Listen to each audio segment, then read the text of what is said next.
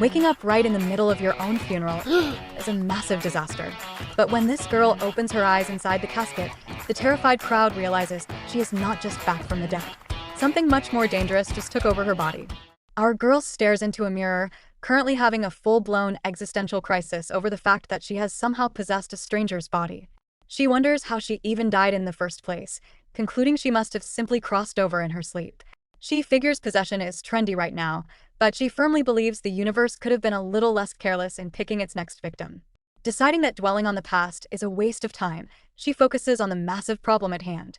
The original owner of this body had just kicked the bucket, and our girl had the terrible luck of waking up right in the middle of the funeral, fresh out of the coffin. What? She realizes they were staring at her like she was a literal ghost. She mentally notes that coming back to life at your own funeral is a massive social faux pas that makes things painfully awkward for everyone involved. Panicking about how to handle the situation, she had decided to just go with her gut. Sitting up in her casket, she had casually asked for her own name, leaving the priest staring at her in absolute, paralyzed silence.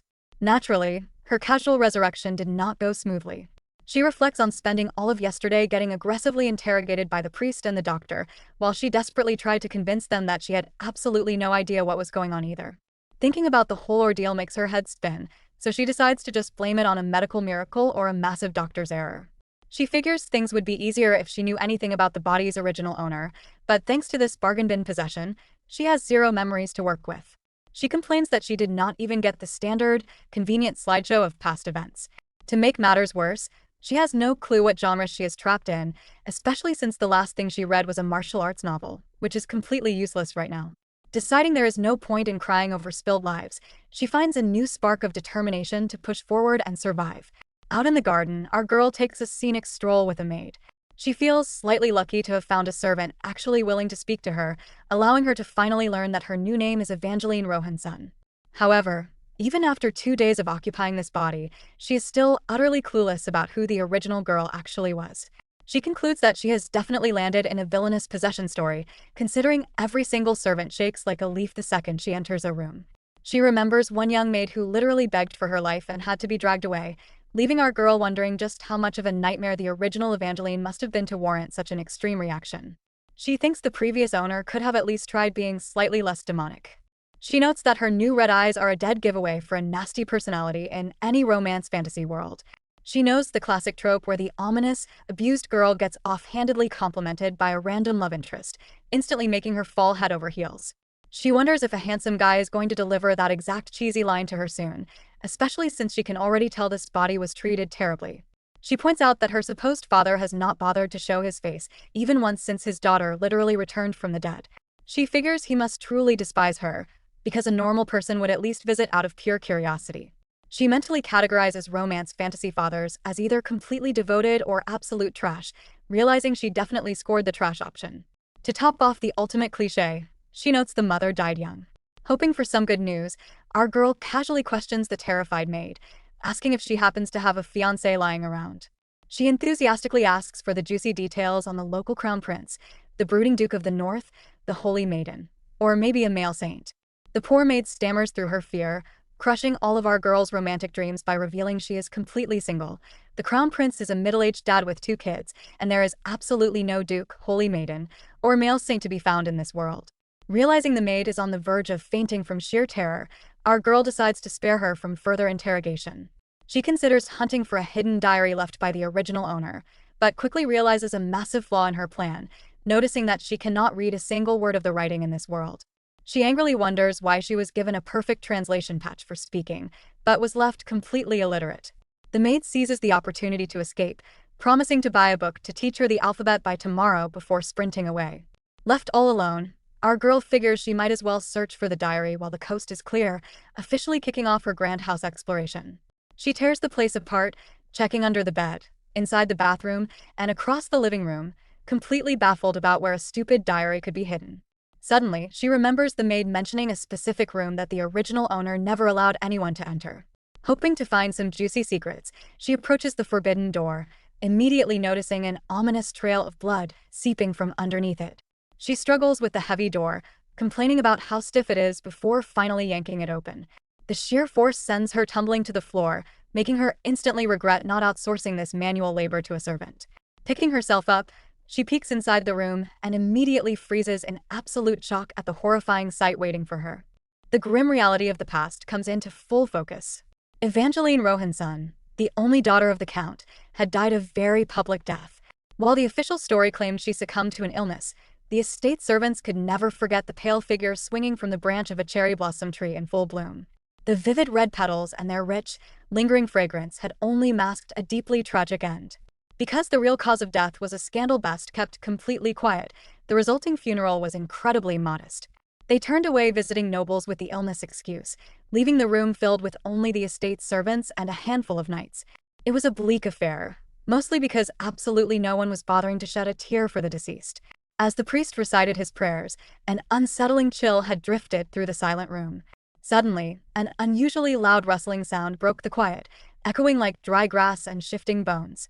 The horrifying crackle of movement grew louder and louder, converging on the coffin until the terrified attendees began to murmur in panic.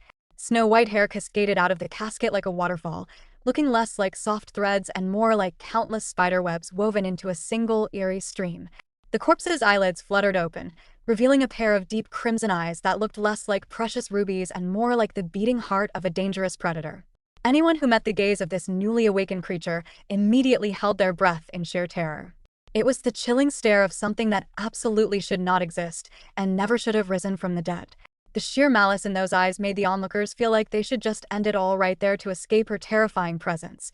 The priest frantically cried out to God in his heart, desperately reciting a prayer that had absolutely zero effect on the situation. The reanimated corpse began to move, clenching its fists and slowly turning its head, looking exactly like an inhuman entity learning to pilot a brand new meat suit. Breaking the horrifying silence, the creature simply asked for its own name. The entity that had hijacked the body finished adjusting to its new form and smiled, looking genuinely pleased with its fresh upgrade. The dark truth of her arrival echoed through the remnants of an ancient, forbidden ritual, a method designed to summon a soul from the altar by defiling the earth with blood, drawing a mystic circle, and completing the dark rites to receive whoever would descend upon this world. Smirking with absolute confidence, our girl looked almost like a highly satisfied predator, fully prepared to conquer her new reality. Our girl bravely marches back to the forbidden room and yanks the heavy door wide open. Peeking inside, she discovers a massive collection of books, realizing this heavily guarded fortress doubles as a personal study. Glancing at the furniture completely shrouded in cloth, she assumes these are Evangeline's private drawings. She affectionately pictures the original owner as a deeply shy girl, aggressively guarding her embarrassing teenage art phases from the rest of the world. Figuring this is the perfect hiding spot, she decides the diary has to be somewhere in this room. Since she is currently functionally illiterate in this universe, she relies on the ancient art of process of elimination to find it. Anything with a printed title on the spine gets tossed. Anything as thick as a dictionary is immediately disqualified. She finally strikes gold, finding a suspiciously gloomy book with smudged ink and scribbled numbers. She mentally roasts the original owner's aggressively villainous taste in stationery before deciding to stash it away until her terrified maid returns with an alphabet book. Her grand plans are instantly derailed when she spots a bizarre geometric circle covered in weird symbols. She realizes it is a literal summoning circle hidden in the notes.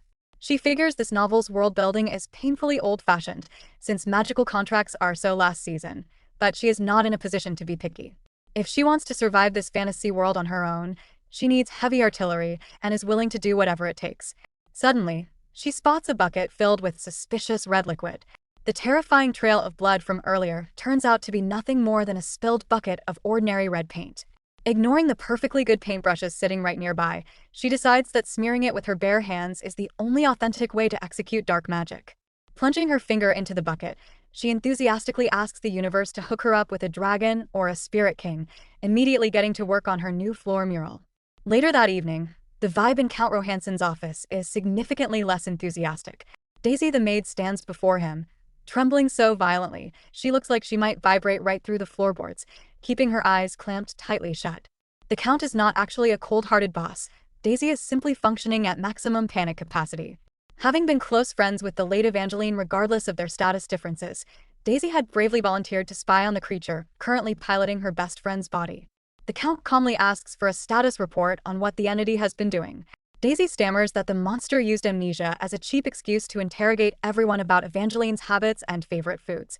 She explains how it paraded around in the lady's clothes, putting on a terrible performance while trying to mimic her. Daisy is absolutely horrified that the creature completely ignored the other maids fainting and begging for their lives, glaring at them with the icy contempt of someone looking at a moldy wall. She tearfully explains that the real Evangeline was so incredibly fragile, she would rather hurt herself than utter a single harsh word to anyone. Falling to her knees, Daisy profusely apologizes for having an emotional breakdown. The Count politely tells her it is fine and asks her to keep talking. Daisy reveals the entity claimed it could not read, which the Count immediately questions. Daisy confirms his fears, stating it was obviously a master manipulation tactic to get her out of the room. From her heavily traumatized perspective, she explains that the moment she left to get a book, the creature magically bypassed a keyless, locked door and broke into the forbidden study. Sneaking a peek, she witnessed the entity casually reading a book before drawing a demonic pattern on the floor using its own profusely bleeding fingertip. She reports that the monster was muttering dark incantations, and the only word she could clearly make out was contract right before it locked eyes with her. The Count's brain goes into sheer overdrive. He realizes this parasitic entity is already using blood sorcery to summon more monsters. He mentally curses the fact that his daughter's tragic suicide prevented a proper temple burial, leaving them completely vulnerable since not even a gallon of holy water could evict this squatter from her corpse. With absolutely zero solutions available, he accepts they have no choice but to keep monitoring the threat. He gently tells Daisy she needs to stay near it a while longer, but pauses, utterly baffled as to why she has been standing there with her eyes squeezed shut this entire time. Daisy cries out that she is terrified because the monster has been staring at her through the window for the entire meeting. The Count freezes in pure shock. Instinctively turning his head toward the glass, he comes face to face with a massive, terrifying cluster of eyeballs glaring right at him from the darkness outside. Meanwhile, completely oblivious to the absolute horror movie she just accidentally directed, our girl is currently tucked safely into her bed, sleeping like an absolute baby. The next morning, our girl wakes up to find herself sharing her bed with a remarkably chubby, three-eyed cat. She heavily questions the sheer quality of this alternate universe, wondering why even the local strays have to be extraordinary anomalies. Deciding not to look a gift cat in the mouth, she notes how absurdly cute and fluffy it is. Since it stays perfectly still while being petted, she decides to completely indulge herself, pulling the creature into a massive hug and aggressively showering it with affection. Her cuddle session is interrupted when a brand new maid enters to announce her morning routine, causing the cat to instantly dive for cover. Our girl is mildly confused by the staff change, wondering if they operate on a rotating shift system since she had just managed to bond with yesterday's maid. Hoping to use her adorable new roommate as an icebreaker, she casually asks if the estate keeps many cats. The maid absolutely destroys the cozy vibe by coldly stating that all the cats were eradicated a long time ago due to a nasty disease outbreak. Our girl mentally screams at the harsh reality of medieval fantasy tropes, instantly realizing that if her little three-eyed friend is discovered, it will be immediately put on the chopping block. Her panic spikes when the maid tilts her head, noting that she hears a cat crying nearby. Sweating profusely, our girl insists she hears absolutely nothing, internally begging the tiny creature to keep its mouth shut if it wants to keep breathing. Thankfully, the maid buys the terrible lie and leaves without tearing the room apart. Clutching her chest, our girl feels her heart violently return to its proper place. She realizes she has accidentally adopted an illegal fugitive whose entire family tree was likely wiped out by the household. Knowing she cannot just toss it outside to die, she figures she can simply have a priest or a doctor medically clear it for residency. She assumes no one would dare execute the Count's daughter's personal pet, deciding her best bet is to formally ask for her father's permission. Her grand plan hits a massive wall when the elderly butler approaches to inform her that his lordship is far too busy to see her. She mentally slaps her forehead, remembering the tiny detail that her new father absolutely loathes her guts. The butler then executes a flawless 90-degree bow, offering to relay a message instead. Watching the poor old man fold himself in half, she shudders, wondering just how much of a demonic tyrant the original Evangeline was to command this level of terrified respect. She raises her hand to wave off the formality, only for the butler to violently flinch like he is bracing for an impact. Realizing her reputation is completely beyond repair, she drops her hand and simply asks if keeping a cat is strictly prohibited. The butler nervously touches his shoulder and looks down, clarifying that a pet is perfectly fine as long as it consumes holy water. Soon enough, our girl watches the cat happily lap up a pan of holy water. While the butler and maid observe the hydration session, our girl fiercely questions the estate's animal ethics, completely baffled as to why they went on a massive feline elimination spree if the disease was entirely curable with a little blessed tap water. The butler formally confirms the cat is safe and makes his quick exit. The maid chimes in with a seemingly helpful suggestion, advising our girl to embroider the cat's name on a collar so the other violently paranoid staff members do not attempt to hunt it down. Thrilled by the brilliant idea, our girl celebrates the fact that she has finally made a friend in this hostile household. However, the moment she points out that she is entirely illiterate and cannot actually write a name, the maid promptly vanishes from the room. Left completely alone again, our girl remembers that the previous maid who promised her an alphabet book also pulled a vanishing act. She realizes that despite everyone trembling in fear around her, she might be the victim of a quiet, coordinated bullying campaign, perfectly matching a very sad modern fantasy trope. Overcome with frustration, she bursts into tears, dramatically apologizing to the cat for being such a useless owner who cannot even write its name. The stress of this high-stakes possession is finally getting to her. Meanwhile, the cat just stares back at her with a highly serious, slightly creepy intensity. Later that day, she decides to test her luck with a book and is absolutely stunned to find that she can suddenly read every single word perfectly. She assumes the universe finally granted her a convenient possession buff out of pure pity for her feline-induced breakdown. Filled with newfound joy, she immediately prepares to embroider her baby's name. Her enthusiasm crashes and burns instantly. Despite her newfound literacy, the original owner's delicate muscle memory completely fails her, leaving her staring at a heavily butchered, totally unreadable piece of fabric. She glares at the ruined embroidery, heavily debating throwing it straight into the trash. The cat watches her struggle and, looking as though it completely understands the situation, nudges the messy necklace, clearly asking to wear it. The creature looks up at her with an expression that almost resembles a smile, melting her heart completely. She praises the cat for being an absolute angel, admitting that she was never allowed to keep pets in her past life, making this messy moment a genuine dream come true. Pulling it into a wholesome hug, she officially bestows the cat with the name Pudding. Later that evening, the wholesome vibe shifts dramatically. The maid from earlier stands by a desk, aggressively biting her nails. She is spiraling with anxiety, thinking about how a certain precious resource is being completely wasted by the estate when it could be used to cure her sick little brother. Out of nowhere, the three-eyed cat approaches her in the darkness. Speaking in a smooth, highly unsettling voice, Pudding offers to give her exactly what she desires, promising to explain exactly what she needs to do to get it. Outside in the garden, our girl enjoys the fresh air, completely unaware that Hannah is watching her from a window before hastily yanking the curtains shut. In reality, the mansion is currently running on a skeleton crew. Count Rowanson had packed his bags and sprinted to his distant territory, terrified out of his wits because he kept hallucinating eyeballs staring at him from every corner. His departure looked less like a noble retreat and more like a frantic midnight escape with just a few hastily thrown together outfits. The absolute panic was contagious, as Daisy the maid had also pulled a disappearing act, straight up rejecting a glowing recommendation letter in favor of hiding out in a literal convent. With the cowards out of the picture, the empty mansion was left entirely in the elderly butler's care, whose sole responsibility is managing the terrifying entity wearing Evangeline's face. Hannah steps up to the plate, taking over Daisy's hazardous position simply because the hazard pay was astronomically high and she desperately needed the cash. She approaches the butler to deliver her daily report, confessing that she keeps hearing a phantom cat crying in the halls. She knows the estate supposedly exterminated all the felines, making the phantom meowing highly concerning. The butler looks at her with deep pity, clearly hearing absolutely nothing and assuming the poor maid's sanity has already expired. He gently offers to write her a recommendation letter so she can flee, but Hannah firmly refuses. She stubbornly insists she will keep working even if she goes completely deaf, claiming she can just read lips if it comes down to it. She has a sick younger sister relying on her, and she is fully prepared to endure any level of psychological torment to keep the paychecks coming. Accepting her sheer stubbornness, the butler hands Hannah a vial of highly expensive holy water, instructing her to feed it to the stray cat the monster insists on keeping. Staring at the glowing liquid, Hannah's brain short-circuits. She knows this exact holy water could instantly cure her bedridden sister. Her mind flashes back to the terrifying moment the three-eyed cat had cornered her, offering her a demonic bargain. When Pudding had casually offered her the holy water in exchange for a favor, Hannah had initially panicked, wondering if she should report the talking furball to the butler for a hefty cash reward. But realizing the sheer cost of medical bills, her desperation instantly overpowered her survival instincts. Following the monster cat's instructions to the letter, Hannah secretly swaps the real holy water for a useless fake. Unlike the fake Evangeline, who is completely immune to holy damage, the real holy water actually works perfectly on the cat, but Hannah expertly plays dumb. because she successfully catered to the sinister feline, who drops the talking act in public to pretend to be a normal pet.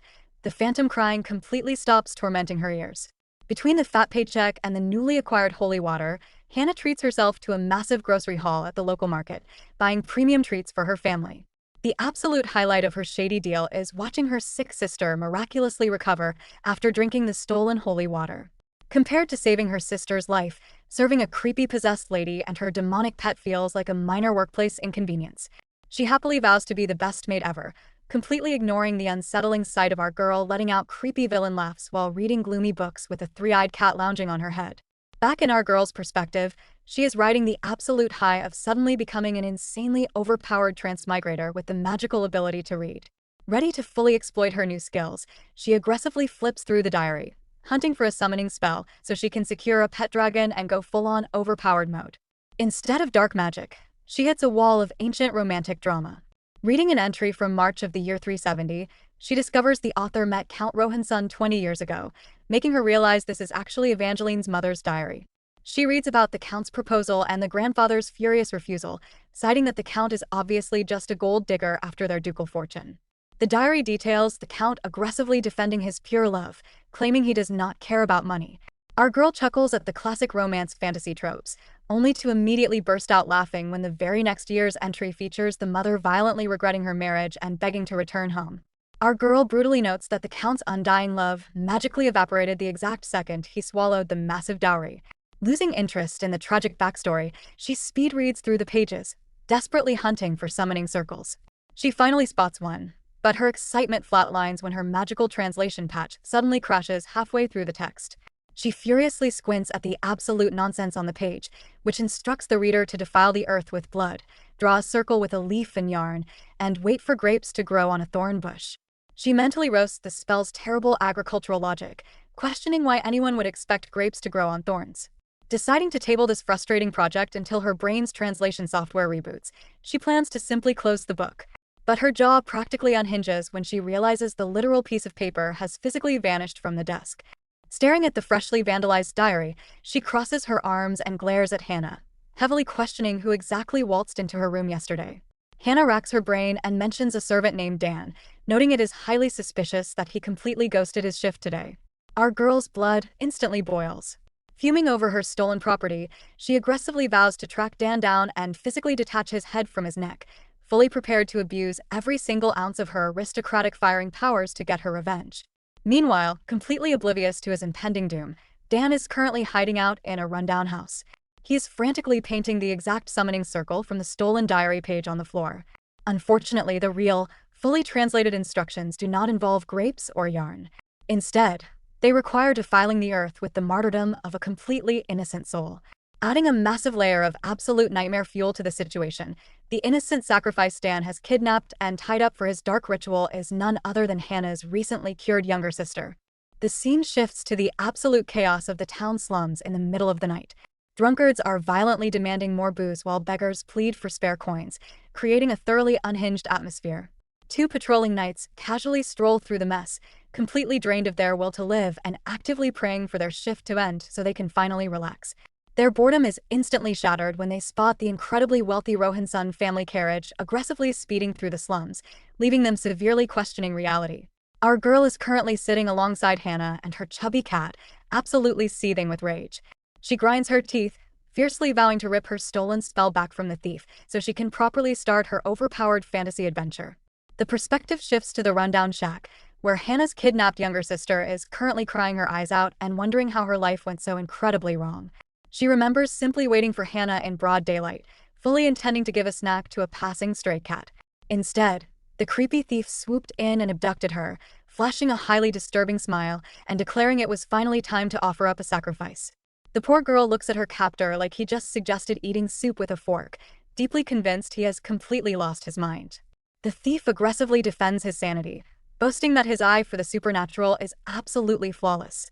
He lays out his bulletproof logic, pointing out that Evangeline literally returned to life after hanging herself, meaning she is absolutely possessed by a demon.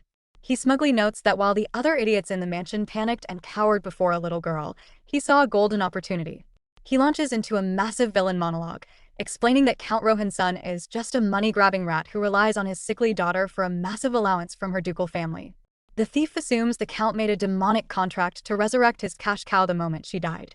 Fuming with resentment, he recalls getting beaten to a pulp by the Count just for discovering some dizzying spells hidden away in the office documents. Declaring his grand ambition to become a far more respectable noble than his former boss, the thief prepares his weapon. He enthusiastically recites the dark incantation, speaking about defiling the earth with the martyrdom of an innocent to draw the summoning circle. He firmly tells the terrified sister to stop acting like a baby, claiming he just needs a tiny scratch to give the demon a little taste of blood. He drags the blade against her neck, leaving a fresh mark. Losing his place in the script, he awkwardly tries to remember the rest of the ridiculous spell, chanting absolute nonsense about grapes ripening on thorn bushes and figs growing from thistles. Reaching the grand finale, he passionately welcomes the Angel of Light to return to the earth. Right on cue, the absolute Angel of Darkness arrives. With a massive crash that sounds like a literal trumpet blast, the shack door flies open.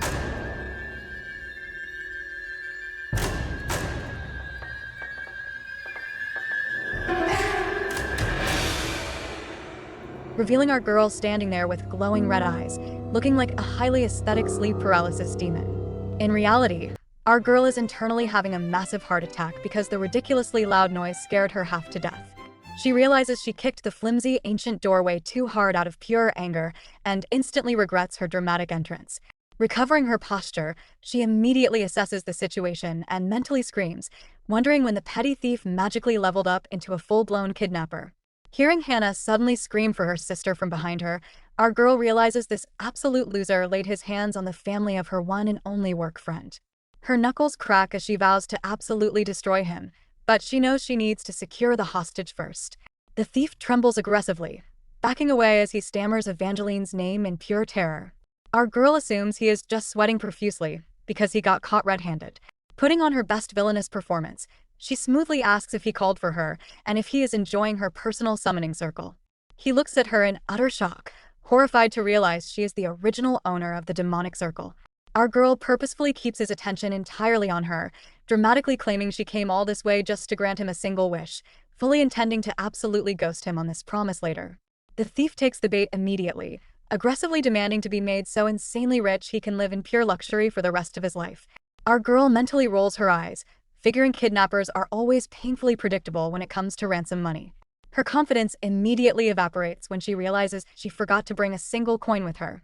Winging it entirely, she offers him the ultimate promotion, proposing to make him the next Count Rohan's son by marrying him into the family as a son-in-law. She flashes a confident smirk, secretly planning to beat him into a permanent coma the second the little girl is safe. The thief goes completely silent, staring at her with dead serious intensity. Our girl starts sweating, worrying she completely overplayed her hand with the fake marriage proposal. However, he actually loves the idea, grinning as he declares that stealing the Count's position sounds like an absolute dream. Ready to seal the deal right then and there, he enthusiastically raises his knife and prepares to strike the little girl, completely misunderstanding the vibe and assuming the blood sacrifice is legally required to close their new contract. Our girl does not wait for the thief to finish his sentence. Instead of engaging in a drawn-out dramatic confrontation, she channels all her rage into a single brutal punch, sending the guy straight into the floorboards. Staring at his unconscious body, she mildly questions her own combat logic, wondering if she should have struck the back of his neck like they do in the movies instead of aiming directly for the face. She worries he might suddenly wake up and fight back, but after seeing him absolutely motionless, she figures she got lucky and landed the perfect critical hit. With the threat temporarily neutralized, Hannah immediately rushes toward Kana, crying out her name in pure desperation. Trembling violently, she frantically tries to untie the ropes binding her sister's hands but completely fails. Her hands are shaking so badly that the knot absolutely refuses to budge. Standing behind her, our girl watches the struggle and gently takes over. She notes that trying to untie a complex knot with violently shaking hands is an impossible task, smoothly loosening the ropes and finally declaring Kana free. Hannah immediately scoops her little sister into a massive, tearful hug, scolding her for wandering outside right after recovering from her illness. Kana cries, apologizing profusely and explaining she was just trying to wait for Hannah, never expecting to get snatched up by a creep like him. Hannah tightens her embrace, telling Kana not to be sorry and expressing her immense relief that she is finally safe. Standing awkwardly to the side, Our girl watches the emotionally charged reunion, feeling a massive wave of wholesome relief wash over her. She silently notes that rescuing people actually feels incredibly rewarding. She briefly considers jumping into the group hug but quickly realizes it would completely shatter her fearsome, villainous reputation. Deciding to stay in character, she asks Kana what they should do with the unconscious thief. She casually suggests locking him in the underground dungeon, forever to rot. Before making any concrete plans, she notices the fresh scratch on the girl's neck and immediately asks if she is okay. Kana softly replies that she is completely fine. Suddenly, the absolute worst-case scenario unfolds. The thief jolts awake, violently grabs his knife, and screams out for Evangeline. Before our girl can even react to the incoming threat, the man violently plunges the knife straight into his own neck, collapsing back to the floor in a fresh pool of blood. Our girl stares at the ceiling in complete and utter disbelief. She mentally screams, totally baffled as to why the thief just aggressively chose the self-checkout lane out of nowhere. She assumes he simply could not handle the thought of paying for his crimes, mildly frustrated that he robbed her of the chance to dish out proper righteous punishment. Faking a villainous nonchalance, she simply says, "Oops, he went and died on me." Kana looks up at her with pure admiration, smiling warmly as she declares that her rescue is more than enough and thanks her profusely for saving her life. Our girl mentally pats herself on the back, deciding that playing the hero is actually a fantastic experience. She feels so much heartwarming emotion welling up inside her that the room literally feels like it is getting hotter. She is totally absorbed in the glowing, wholesome moment until Hannah violently shatters the illusion, screaming that the building is literally on fire and they need to evacuate immediately. Snapping back to reality, our girl realizes the sparkling, romantic effect she thought she was experiencing was actually the reflection of a massive, uncontained house fire. She stares at the flames in absolute confusion, noting the fireplace is completely unlit and there is zero logical reason for the shack to spontaneously combust. Her eyes dart toward the summoning circle smeared on the floor, and a devastating realization hits her like a truck. She figures that absolute jerk actually managed to correctly activate her spell and accidentally summoned a literal fire spirit. She mentally curses the universe, remembering how she had to draw the spell on the floor using a splinter just to bleed for the ritual, only for nothing to happen because her magical translation software crashed. And now, the one spell that could have secured her overpowered fantasy life is literally burning to ashes right in front of her. She heavily sighs, fully accepting that she must officially surrender her dreams of becoming an overpowered transmigrator. The perspective shifts to the dark reality of Kana's past. Her entire world used to be confined to a single, rusted room that smelled heavily of mold and cold soup. Her life was bound to a narrow, rock-hard bed and a tiny window barely the size of two handspans. Having been incredibly frail since birth, she was a constant burden on her family.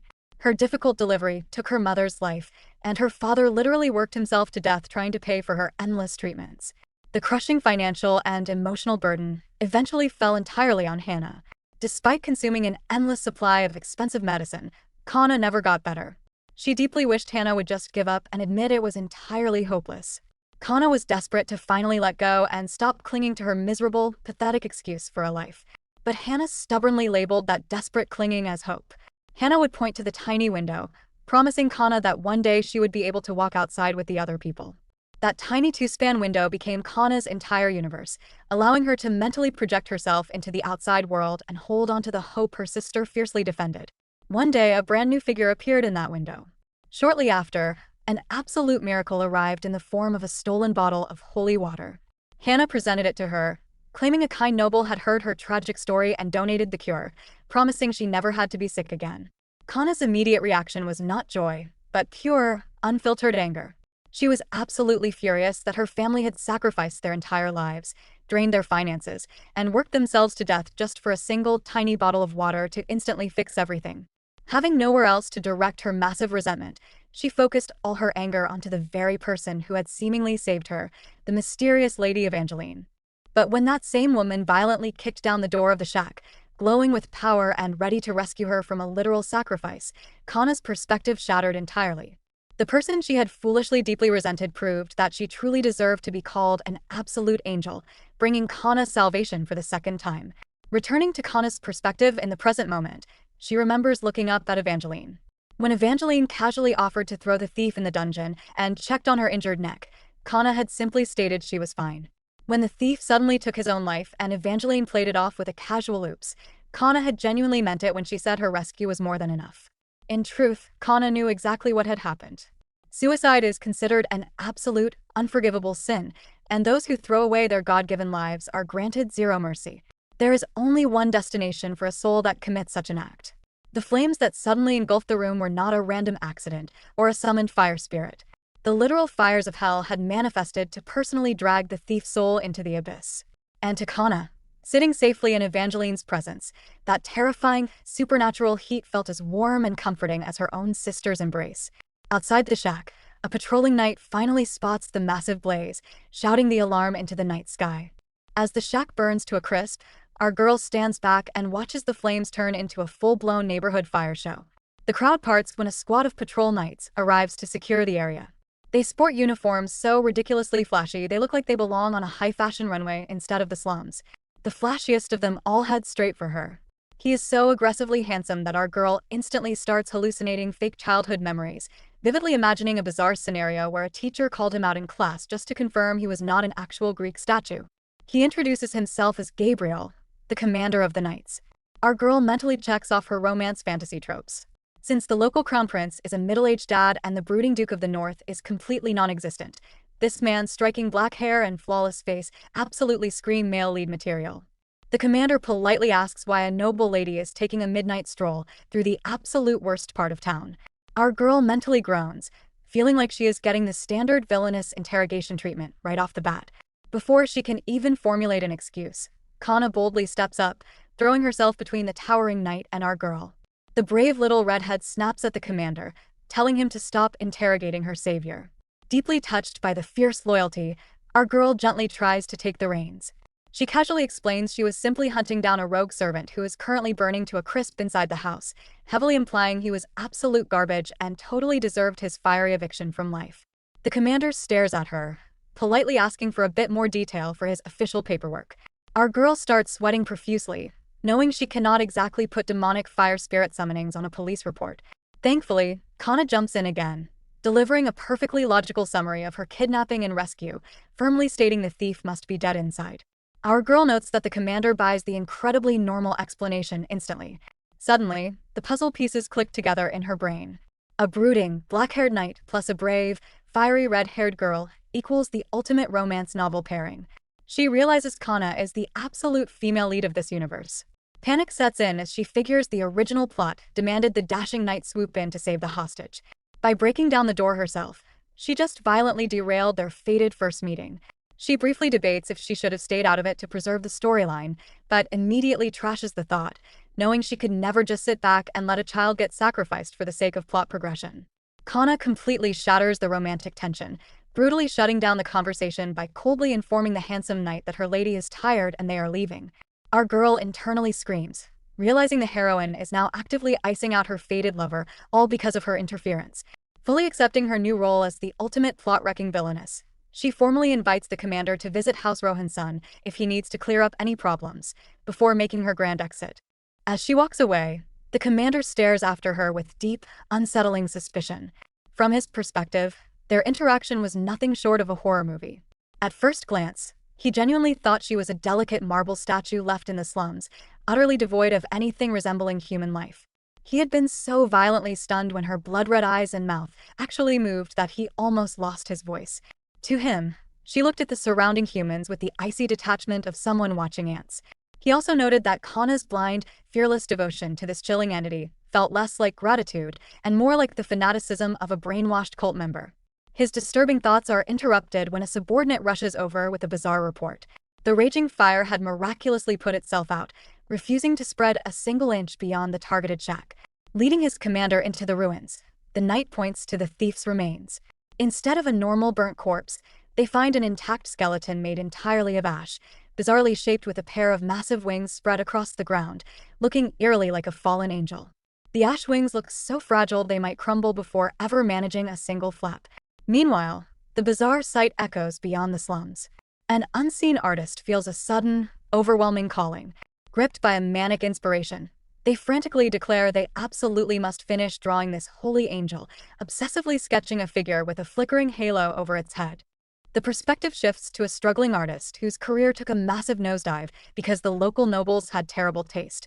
Now functioning as a full-time parasite living off his wife, he desperately needed to produce a masterpiece to pay the bills. Wandering the slums for a crumb of inspiration, he stumbled upon the aftermath of the magical fire right before the knights arrived to secure the scene. Staring at the charred, pitch-black skeleton resting in the ashes, his brain immediately categorized it as a holy angel. Gripped by a manic calling, he sprinted straight home to paint his new muse. Realizing regular paint was completely failing to capture the terrifying aesthetic, he casually grabbed a scalpel, perfectly willing to finish his masterpiece using his own blood while completely ignoring all standard health and safety protocols.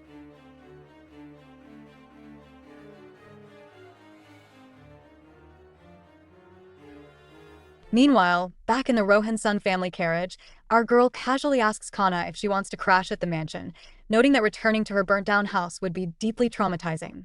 Hana completely panics internally. She desperately wants to refuse the offer but is absolutely terrified of angering the lady, vividly remembering the thief's spontaneous, fiery demise and Kana's deeply unsettling satisfaction with the whole ordeal. Completely ignoring her older sister's internal crisis, Kana enthusiastically asks if Hana can move in too. Our girl immediately approves, prompting Kana to excitedly claim she wants to pick their new room herself. Hana watches her sister chatter away, sweating profusely over how entirely fearless the kid is around their resident sleep paralysis demon.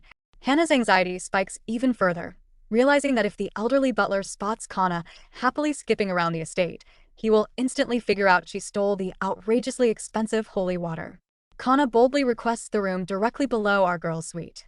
Hana weakly points out that the room belonged to the late countess, but our girl waves the concern off entirely. She brutally notes the woman is dead anyway.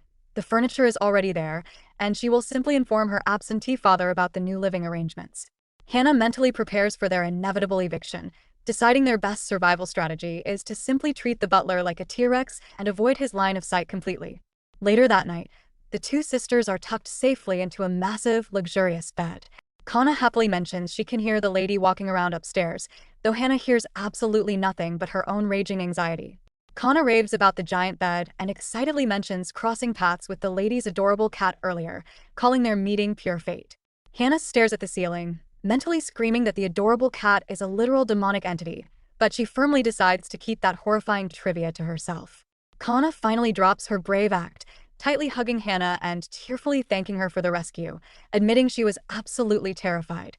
Hana squeezes her sister's hand, feeling a massive wave of guilt for temporarily thinking Kana was acting like a brainwashed cultist earlier. At the end of the day, Kana is just her precious, beloved little sister. Up in her room, our girl is busy drafting her ultimate survival manifesto. Her brand new primary objective is to aggressively befriend Kana. She notes that a standard villainess would usually try to seduce the male lead, but despite his aggressively handsome face, she feels absolutely zero romantic spark. She realizes he is just words on a page to her, mildly questioning if rejecting the hot knight officially disqualifies her from the romance fantasy genre. Deciding not to care, she firmly dumps all her survival points into the female lead instead, securing the ultimate shortcut to escape her villainous doom flags. To ensure the sisters can officially keep the Countess's old room, she needs to secure permission from the Count. Knowing her father absolutely despises her and is currently hiding out on a fake business trip, she formulates a toxic but highly effective plan. Step 1 requires ripping out a page from her late mother's diary that is absolutely loaded with vicious curses directed at the Count. Step 2 is simply folding it neatly and mailing it along with her room request. Step 3 is receiving his highly predictable, terrified reply, where he tells her to do whatever she wants as long as she never contacts him again and only speaks to the butler. She mentally pats herself on the back, thrilled to have successfully secured the heroine and her trusty sidekick. The next day, our girl is casually sipping tea with Hana and Kana, feeling like an absolute tactical genius. Her heart is practically sweating with joy as she mentally celebrates the start of her completely relaxed, villainous escape lifestyle. Her peaceful daydream is violently shattered when Commander Gabriel suddenly enters the scene. The ridiculously handsome knight regretfully informs her that people might accuse her of disgracefully manipulating the thief's death. Our girl's jaw practically unhinges. Her dreams of a peaceful retirement instantly evaporate, leaving her staring at the knight and heavily questioning what kind of absolute nightmare plot twist she just walked into. Rewinding slightly to right before the devastating news drop, Hana approaches our girl with a letter from the handsome commander. He is officially requesting a visit to discuss a sudden problem with the thief's case. Kana is immediately irritated, fiercely questioning why the knight is bothering her lady after they had already provided their official statements. Our girl mentally chuckles, assuming the commander is just using the investigation as a flimsy excuse to get some FaceTime with his fated heroine Kana. Fully prepared to play the ultimate wingman, our girl decides to casually show off her close bond with Kana during the meeting to clearly signal her support for their budding romance. Hoping this matchmaking effort will earn her a quiet, safe spot in the background of their eventual happy ending, she excitedly asks Hannah for some premium stationery to write her reply. The scene shifts to our girl and Gabriel sitting down for a wildly uncomfortable tea time. After exchanging basic pleasantries, Gabriel politely asks if Kana is doing well, noting she did not seem badly hurt during the rescue. Our girl mentally roars in frustration, heavily questioning his male lead observation skills. She completely disagrees, internally wailing about the nasty scar left on Kana's neck. She and Hannah had fully intended to use holy water to erase it entirely, but Kana stubbornly insisted on keeping the mark as a reminder, leaving the older girls to cry internally every time they are forced to look at it. Gabriel then drops the absolute bomb. He explains that if they do not handle the situation properly, the public will accuse her of disgracefully manipulating the thief's death. Our girl is completely baffled by this bizarre plot twist. To help explain the absolute madness, Gabriel slides a piece of paper across the table. Our girl stares at the page, and her brain completely short-circuits. It is quite possibly the worst sketch she has ever seen, looking less like official police evidence and more like a kindergartner's failed doodle. Gabriel awkwardly apologizes for his tragic art skills, admitting he drew it himself. Our girl stares at his flawlessly sculpted face, totally bewildered that someone so aesthetically perfect could be so artistically challenged, figuring the universe had to aggressively balance his stats somehow. Gabriel earnestly asks if the messy sketch almost looks like an angel. Our girl bites her tongue to stop herself from laughing, firmly deciding the chaotic scribbles look exactly like a moth. Ignoring the terrible art, Gabriel explains the grim reality. When the public saw the ash skeleton arranged like an angel, ridiculous rumors started spreading that the kidnapper had actually received a divine blessing before dying. To make matters infinitely worse, a local artist painted a massive, overly dramatic rendition of the scene and donated it to the temple. Now, the temple is practically treating the dead thief like a holy figure, demanding a full reinvestigation. Gabriel warns that if the temple officially declares the kidnapper was blessed, all the blame will violently shift onto our girl, framing her as a dishonorable villain who manipulated a holy event to cover her tracks. Our girl starts sweating profusely, realizing the universe is aggressively trying to force her down the villainous doom route. Gabriel leans in, intensely asking if she told him the absolute truth about that night. Our girl panics, knowing that if she changes her story now, she will look incredibly guilty. Plus, she knows explaining elemental spirits to these people will just make her sound completely insane. Deflecting like a pro, she simply asks if he honestly thinks she lied. Gabriel immediately denies thinking the thief was blessed, stating he simply finds the death highly suspicious and genuinely wants to help her. Our girl is violently taken aback. She spots his slightly embarrassed expression and immediately recognizes the terrifying signs of a romance fantasy trope locking onto its target. Realizing her brilliant plan to avoid the villainous route accidentally triggered a romance flag with the male lead, she mentally scolds herself for underestimating the genre. Deciding to aggressively squash this plotline, she stares at him with a deadpan expression and bluntly states that she is absolutely not interested in him. Gabriel completely brushes off the brutal rejection. He smoothly counters that he already figured out she has zero interest in regular people, but he simply finds her utterly fascinating. Our girl internally screams, begging the universe to stop with the dramatic close-ups and invisible floating flower petals. She heavily questions if this man has literal sugar water running through his veins instead of blood, absolutely terrified by the sheer, unyielding force of romance novel dialogue. Desperate to derail the romantic tension, she points back to his tragic moth drawing. She pivots back to the case, explaining that the real reason she chased the kidnapper was because he stole a specific painting from her before taking Kana hostage. She taps the circular scribbles on Gabriel's terrible sketch. Gabriel practically begs to know what the pattern means. She casually admits it is a summoning circle. When he presses to know exactly what it summons, she mentally shrugs. Knowing these people only believe in the Lord and not magical spirits, she decides to just feed them what they want to hear, casually guessing it summons an angel. The moment the word leaves her mouth, an absolute, crushing silence falls over the room. It is as if the entire world holds its breath. From Gabriel's perspective, the metaphorical birds drop from the sky, flowers violently close their petals in fear, and the grand orchestra of reality goes completely mute. Her earlier, brutal rejection suddenly makes perfect, terrifying sense to him. He completely agrees that a being like her should have absolutely no interest in him. In his eyes, she is not just a noble lady, She is an incomprehensible, majestic entity, like a god or a demon, viewing all of humanity as nothing more than a swarm of insignificant ants. He feels that if she crushed them all, it would simply be an act of nature. Gabriel considers it an absolute miracle that he managed to draw any emotion out of her at all, feeling as though he just witnessed a delicate flower spontaneously blooming on a dead, frozen winter tree. Later, as Gabriel and his squad leave the estate, a pink-haired subordinate points out an exceptionally massive cherry blossom tree on the grounds, marveling at its unnatural, towering size. Gabriel looks up at the sprawling branches. For a split second, a horrifying hallucination flashes before his eyes, and he clearly sees the pale figure of Evangeline swinging from a branch.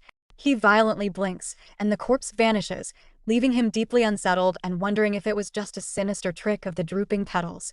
The scene shifts back to Commander Gabriel, who is currently brooding in his carriage and looking deeply disturbed. He decides that hallucinating Evangeline swinging from a cherry blossom tree was absolutely 0% funny.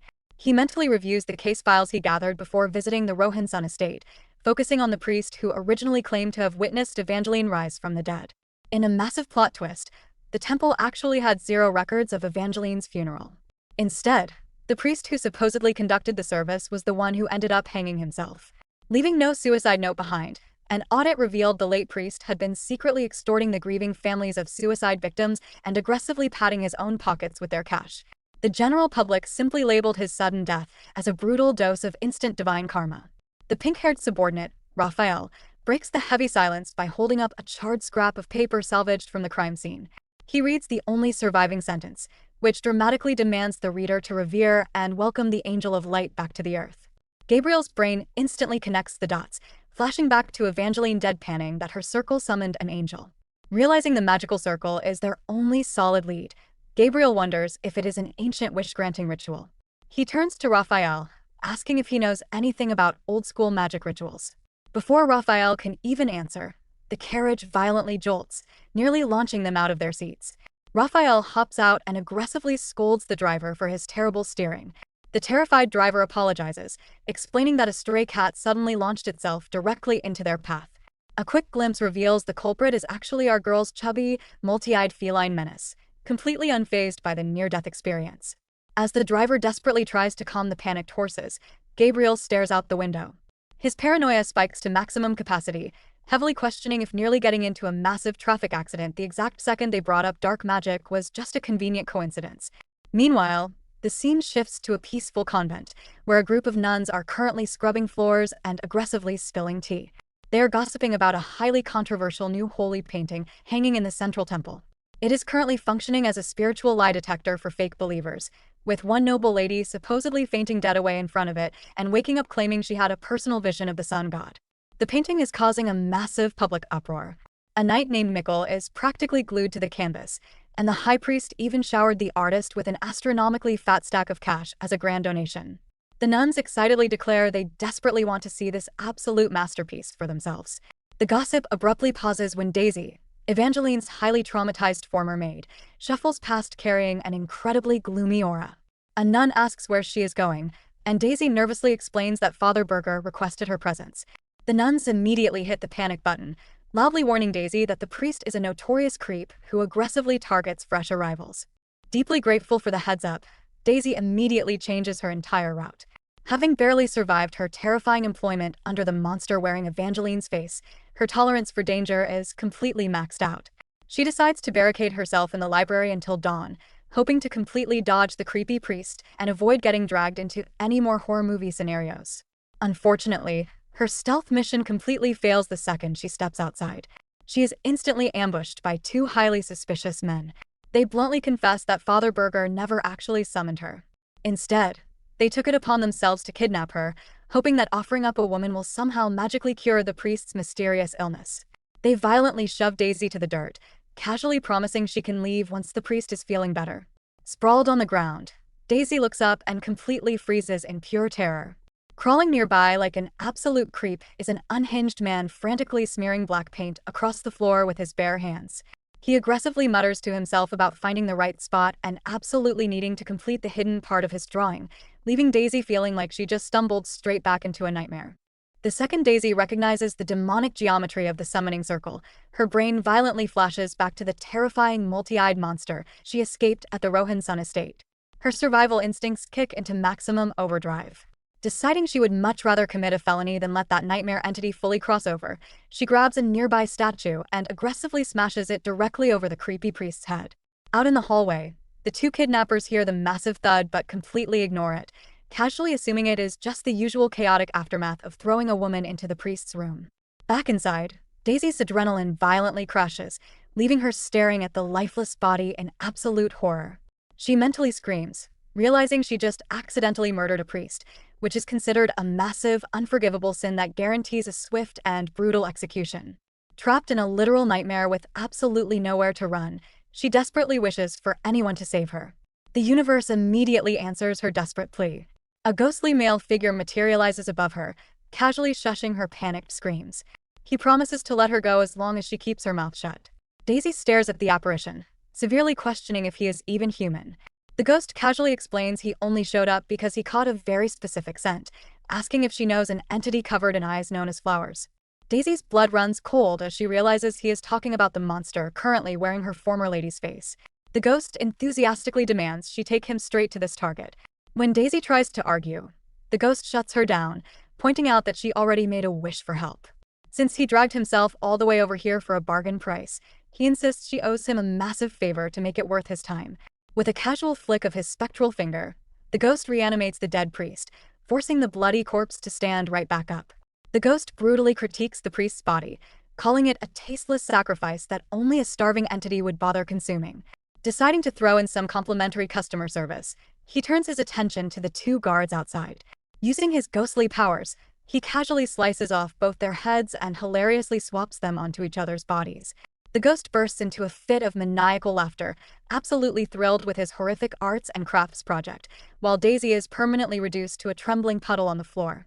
The scene jumps to the exterior of the Rohan-sun estate. Daisy points to the mansion, confirming that the entity he is looking for is inside. The ghost inhales deeply, noting that the monster's scent is absolutely everywhere. As the ghost phases away to handle his business, Daisy is left completely speechless, staring blankly at the massive cherry blossom tree in the yard. She shudders, noting that the tree has not lost a single petal since the original Evangeline hanged herself from its branches. Her absolute trauma conga line continues when a carriage slowly rolls up to her. The driver leans down to ask where she wants to go, casually revealing that his neck is completely sliced open. Like a broken record, the undead driver repeatedly asks for her destination until a deeply traumatized Daisy mechanically tells him to take her to the temple. Meanwhile, completely oblivious to the incoming ghost invasion, our girl is currently staring at the ground in absolute confusion. She spots a strange little dog completely covered in bizarre blue and purple scratches. When the battered creature actually opens its mouth and desperately begs her for help, her brain completely short-circuits. Staring at the talking canine, she heavily questions her fantasy genre knowledge, wondering if she just accidentally adopted a tiny, heavily bruised werewolf. Back inside our girl's bedroom, her three-eyed cat is currently enjoying a peaceful nap. The tranquility is violently shattered when the ghost from the convent phases into the room, immediately taunting the sleeping feline. Calling the cat flowers, the ghost ruthlessly mocks him for hitting absolute rock bottom by playing the role of a pathetic house pet. Taking massive offense to the insult, the cat immediately drops the adorable act, violently transforming into a massive, terrifying monster and lunging straight for the spectral intruder. Meanwhile, completely unaware of the absolute monster mash happening in her bedroom, our girl is currently staring at the battered, talking dog she just found outside. Assuming it is actually a werewolf, her romance fantasy radar goes off, instantly categorizing this injured stray as the classic second male lead. She mentally maps out the entire cliché plotline where the bullied heroine, Kana, sneaks into the garden to cry, discovers the wounded beast, and gently treats his injuries. After a mountain of accidental physical contact, the beast magically transforms into a ridiculously handsome guy, aggressively flirts with the heroine, and rolls the credits. Thrilled by the sheer romantic potential of this flawless trope, she decides she needs to grab Kana immediately to trigger their fated encounter. However, the injured wolf completely ruins her matchmaking plans by hitting her with the ultimate puppy dog eyes, desperately begging her to save him right then and there. She complains that she cannot possibly drag a massive wolf inside all by herself, but before she can even blink, they are both magically teleported straight into her bedroom. Our girl is absolutely baffled, realizing that beast folk in this universe apparently come equipped with instant teleportation magic. Unable to ignore his desperate pleas, she decides to administer some first aid, but quickly complains that his thick fur is completely blocking her view of his injuries. Obliging her request, the creature drops his wolf disguise and shifts back into his original humanoid form. Our girl is absolutely stunned to find the ghostly man bleeding profusely on her floor, heavily questioning if she should just call a doctor for a wound that massive. Right on cue, putting the cat trots into the room carrying a fresh vial of holy water. Our girl's heart absolutely melts. She notes that while other normal pets bring home dead roaches, her absolute genius of a baby brings home premium medical supplies. She showers the cat with praise and aggressive head pats. She briefly questions if her multi-eyed feline is also a magical beast folk in disguise, considering its suspicious intelligence, but completely ignores the massive red flags to focus entirely on her dying patient. She turns around and is deeply confused to find the ghost desperately cowering in the far corner of the room. Assuming he is just overwhelmed by the physical pain, she grabs the holy water and orders him to drink up. When he hesitates, she forcefully chugs the glowing liquid straight down his throat, lecturing him about being a picky eater when he is literally bleeding out and telling him to just push through the bad taste. Suddenly, the ghost collapses to the floor, violently convulsing before passing out completely. Completely oblivious to the fact that she just effectively poisoned a demonic entity with highly concentrated holy water, she assumes he simply fell asleep from exhaustion. Noting he refused to give his real name while on the run, she officially dubs him Jelly in honor of his adorable wolf paw pads. Later that night, the absolute horror movie atmosphere at the Rohan-sun estate kicks into high gear.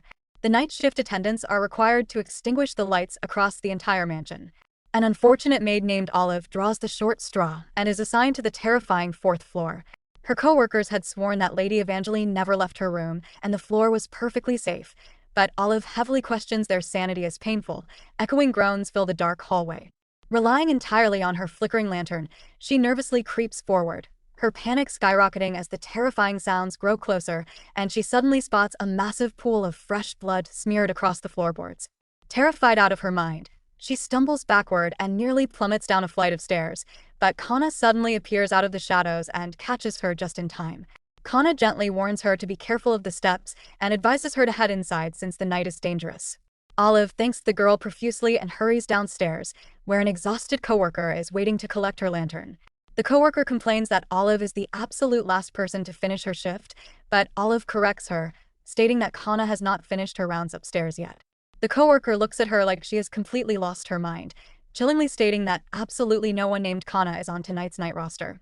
In reality, the terrifying truth of the estate is that among the entities roaming the dark halls of the Rohan-sun mansion, the ones that are not actually human never bother to carry a lantern.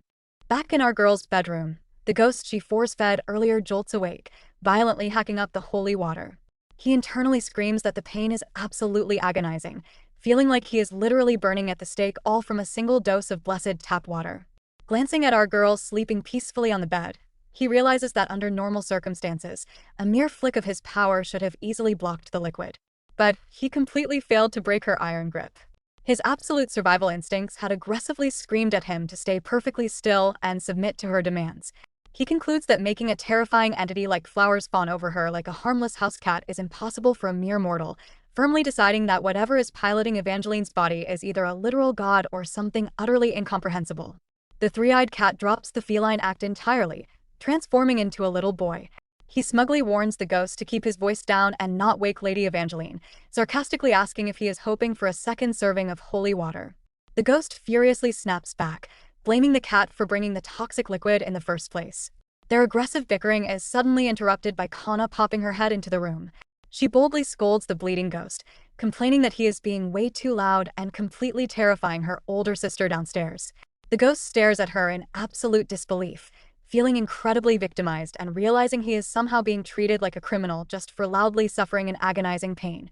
The next morning, our girl wakes up feeling like she got hit by a truck, assuming she is suffering from severe sleep paralysis. She groggily stares at the ghost and the cat looming over her bed, heavily questioning why a standard romance fantasy novel suddenly features an entire cast of paranormal roommates. Snuggling her chubby cat for comfort, she notes his warmth is the only thing making this bizarre reality feel grounded.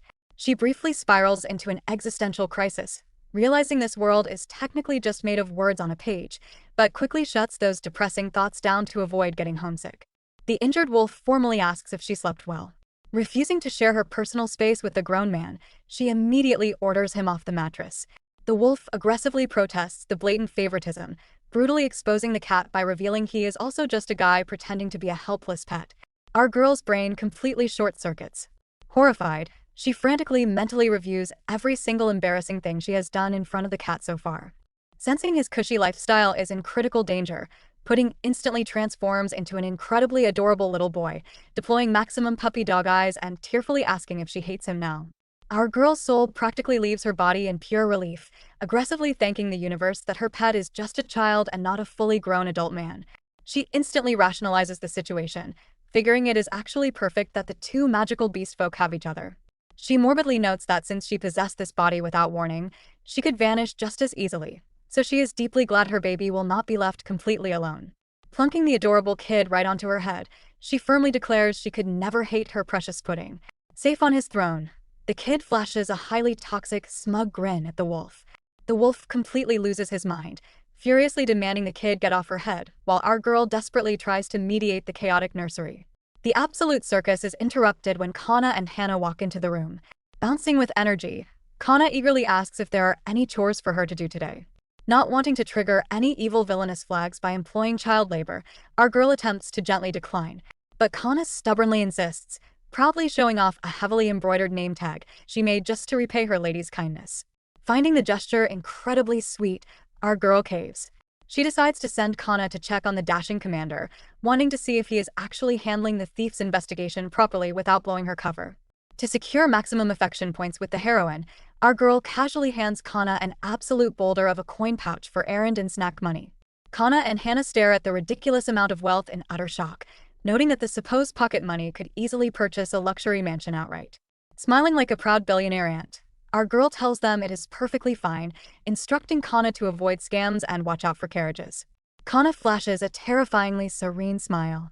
A massive, horrifying aura of countless eyes suddenly erupts around the little girl, proving she has caught the exact same eldritch infection as the monster. Kana cheerfully assures her lady that nothing bad will happen, chillingly stating that it is absolutely impossible to be in danger when her lady is always watching over them. Inside the luxurious Rohan-sun carriage, Kana is practically glued to the window, absolutely mesmerized by the sparkling shops passing by. She enthusiastically suggests they hit up a dress shop and buy some fancy desserts for their lady. Hana instantly hits the panic button, horrified that Kana actually intends to blow the massive mountain of cash they were given. Kana looks slightly crushed, softly admitting she has never been anywhere this busy in her entire life. Instantly regretting being such a massive buzzkill to her previously bedridden sister, Hana caves.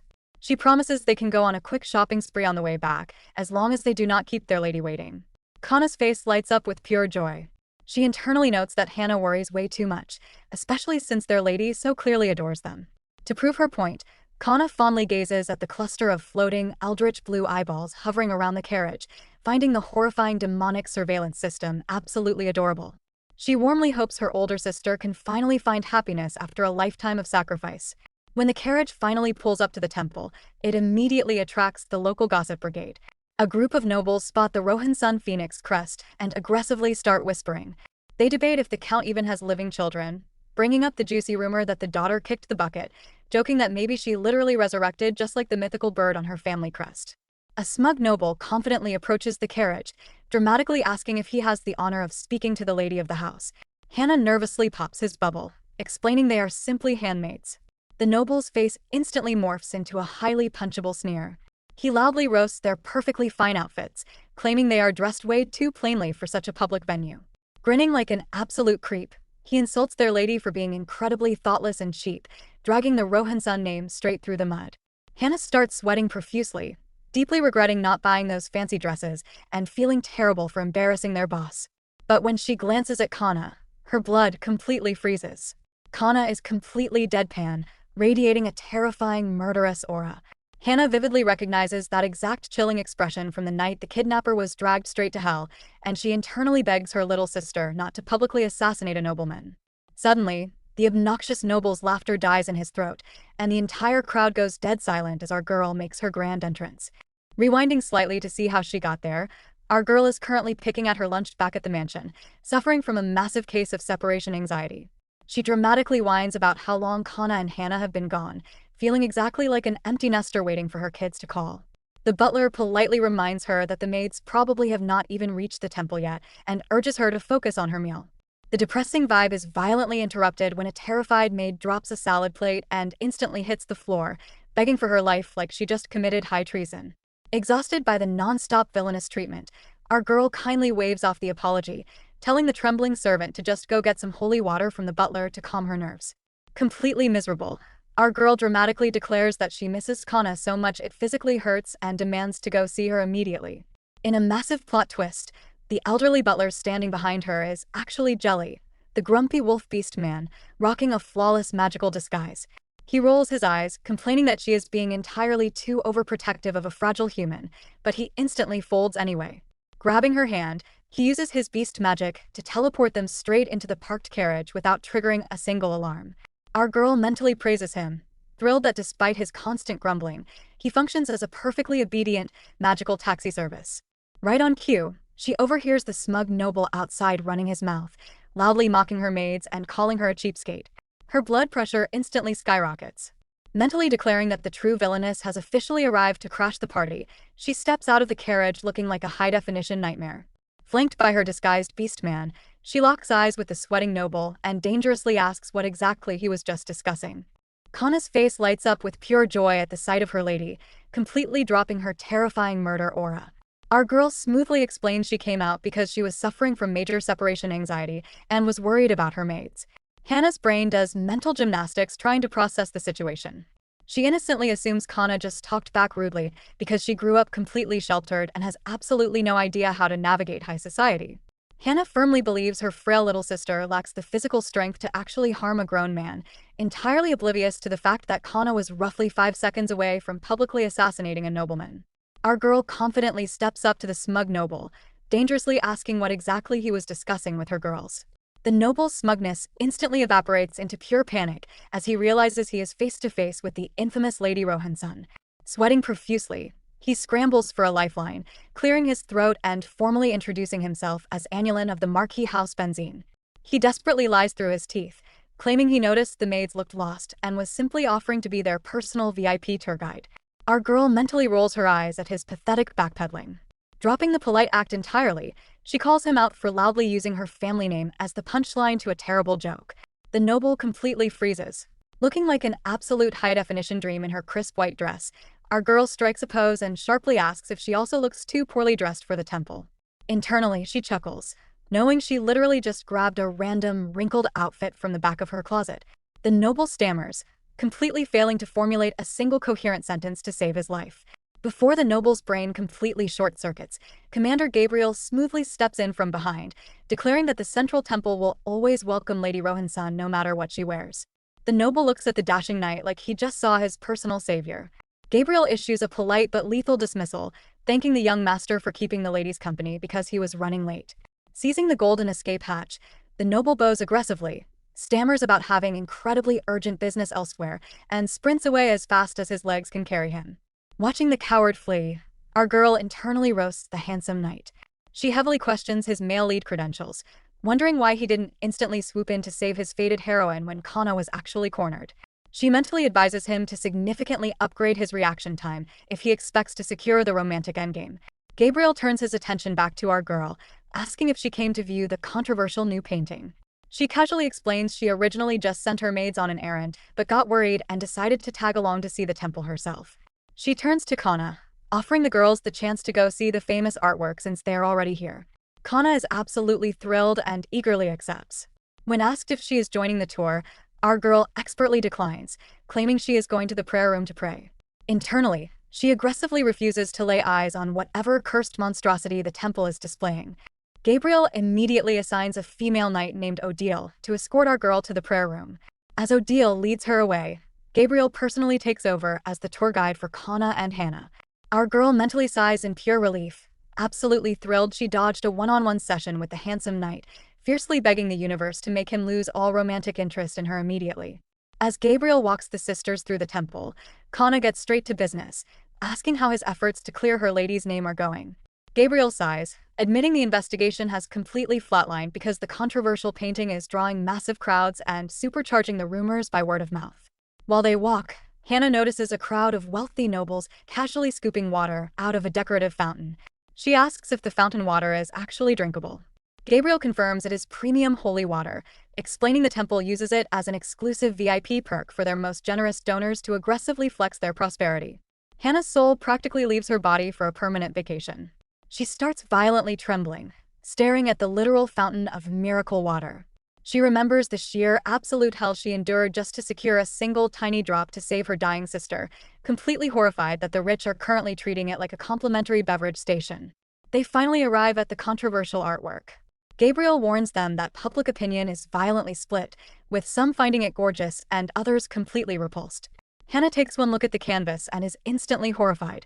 The painting is an absolute mountain of ugliness, looking so incredibly creepy that Hannah firmly believes a stray dog's death could inspire a better masterpiece. While Hannah is severely questioning the artist's sanity, Kana stares at the exact same cursed image. A serene smile spreads across the little girl's face as she casually agrees that the horrific painting is truly beautiful, leaving Hannah absolutely, utterly shocked by her sister's terrifying art review. Hannah stands before the controversial temple painting, looking around at the massive crowd of nobles dramatically praising the artwork and begging for salvation. She is completely disgusted, finding the canvas so deeply unpleasant that it practically makes her nauseous. She severely questions the collective sanity of the room, feeling deeply unsettled by the entire display. Her internal rant is violently interrupted when Kana gazes up and serenely declares that the artwork truly is beautiful. Hannah is completely shocked. Assuming her little sister must be experiencing some kind of optical illusion, she figures the artist used a bizarre magic trick to make the painting appear entirely different to true believers. She realizes that trying to argue the ugly truth to someone who sees absolute beauty is completely pointless and will only make her look like a bitter hater. Commander Gabriel steps up beside Hannah, smoothly noting that they seem to share the exact same perspective. He admits the painting looks extremely unpleasant to him as well, casually guessing that the violently split public opinion simply boils down to a difference in personal faith. Their impromptu art critique is cut short when his pink-haired subordinate rushes over in a panic, urgently demanding the commander's immediate attention. Gabriel politely asks the sisters to wait right there before hurrying off to handle the crisis. Hannah desperately wants to sprint out of the building immediately, but since Kana is absolutely glued to the canvas, she is completely trapped. Kana suddenly points at the painting, casually asking her older sister if a specific section looks a bit different. She happily notes that the spot looks exactly like a giant eye. Hannah's blood runs completely cold. She realizes Kana is seeing the exact same horrifying, disembodied eyeballs that she is, but the absolute nightmare is that Kana genuinely finds them gorgeous. Hannah notes there is absolutely zero aesthetic beauty in a severed eyeball, spiraling into a massive panic as she deduces her little sister's mind is fundamentally broken. She frantically wonders if the psychological damage happened during the kidnapping, or after she met their terrifying new lady, or if her sweet sister was simply unhinged from birth beneath her frail exterior. Ultimately, Hannah decides she cannot possibly tell a child who just learned how to smile that she is a complete psycho. Knowing their terrifying boss deeply favors Kana, Hannah decides the safest survival strategy for everyone involved is aggressive denial. She firmly grips Kana's shoulder, strictly ordering her to never mention the eyeballs to anyone ever again. She instructs Kana to just pretend the painting looks perfectly sacred like everyone else does, ensuring they avoid causing a massive scene at the temple. Hannah silently worries she is just rationalizing her own fear, but vows to always do whatever it takes to protect her sister. The perspective shifts back to our girl, who is currently waking up from a massive, incredibly peaceful nap right in the middle of the prayer room. She blames the warm, cozy atmosphere for completely derailing her religious duties. She feels totally scammed by the universe, complaining that as a transmigrator, she fully expected to receive a magical dream sequence or a chat with a local deity, but instead got absolutely zero supernatural customer service. Fully accepting that her imagination just ran wild, she gets up to leave and immediately bumps into the purple-haired knight from earlier. Our heroine politely asks if the knight has been waiting long, but the woman shakes her head, mentioning that some absolute fanatics stay in there to pray all day. The knight offers to escort her back to the commander, but our girl hits the brakes, deciding she desperately needs to hit up the temple gift shop first. Figuring that if she lacks magical main character powers, she needs to aggressively stockpile premium healing items, she formally requests to purchase a massive haul of holy water. Even though the blessed tap water does absolutely nothing for her possessed body, she firmly believes in hoarding potions for a rainy day. The knight is utterly stunned by the massive order, loudly noting the ridiculous purchase is worth several years of her entire salary. Our girl mentally notes the knight is acting way more like a stressed personal shopper than a holy warrior. Realizing she actually has to transport the massive liquid stash, she immediately turns to her disguised bodyguard, Jelly. Just do it. Assuming he is just throwing a massive tantrum over doing his basic job, she figures the boxes are not even that heavy and fully expects her magical werewolf taxi to just track her scent and follow along. In absolute reality, the Dark Beast Man is not being lazy at all. He is literally being forced to cradle a massive box of supernatural kryptonite that is actively burning him alive, but his boss remains completely and blissfully oblivious to his agonizing pain. As our girl happily struts down the temple hallway, her attention is suddenly grabbed by two specific people, and she immediately recognizes them. The commander walks away from his conversation, quickly intercepted by his pink-haired subordinate, who demands his attention for an urgent development. The knight explains that a reliable witness has finally come forward with explosive testimony regarding the controversial temple painting. According to the background checks, this witness used to be a maid at the Rohan-sun estate before fleeing for her life. The informant claims to have witnessed the infamous resurrection firsthand and insists that the mysterious magic circle hidden within the artwork was used to summon something far worse than a simple angel. Stepping into a private room, the commander comes face to face with the trembling former maid, who breathlessly recounts how the late priest used that exact demonic geometry to summon a horror straight out of nightmares. She babbles about victims whose heads were cleanly sliced off and reattached, wandering around like ordinary humans save for the glowing red lines encircling their necks. She explains she only came forward because she recognized the forbidden circle buried inside the temple painting and desperately wanted it destroyed. The commander listens in dead silence, his mind racing as he compares the victims of the demon to the terrifying entity currently occupying Evangeline Rohan-sun. He remembers that the young lady's neck was completely immaculate on the day she woke up, yet both she and the reanimated corpses share a supernatural origin. He reflects on the haunting image of white hair stained crimson by firelight, moving with the terrifying authority of a god, rather than a mortal soul. He realizes that a mix of bone-chilling fear and morbid curiosity is the true driving force behind his sudden urge to protect her, deeply aware that if the monster ever grows tired of playing human, nobody knows what kind of apocalypse she might trigger. Needing a second opinion, the commander instructs his subordinate to fetch the guests he was just touring with, figuring it could be useful to loop in people favorably disposed toward the lady. The pink-haired knight promptly returns, guiding Hannah and her little sister straight into the room. The moment the witness locks eyes with Hannah, absolute panic takes over, blurting out a frantic question about whether Hannah's rumored vision loss is doing okay. Hannah quickly steps in to shield her younger sister, explaining that the girl recently started working at the estate and came along for the ride. Realizing she just exposed herself in front of her former employer's associates, the terrified maid completely loses her grip on reality, stuttering apologies and aggressively trying to bolt out the door. The commander tries to calm her down, pointing out that her testimony is still vital, but she snaps back in sheer terror, demanding to know if her statement is finally enough to let her escape.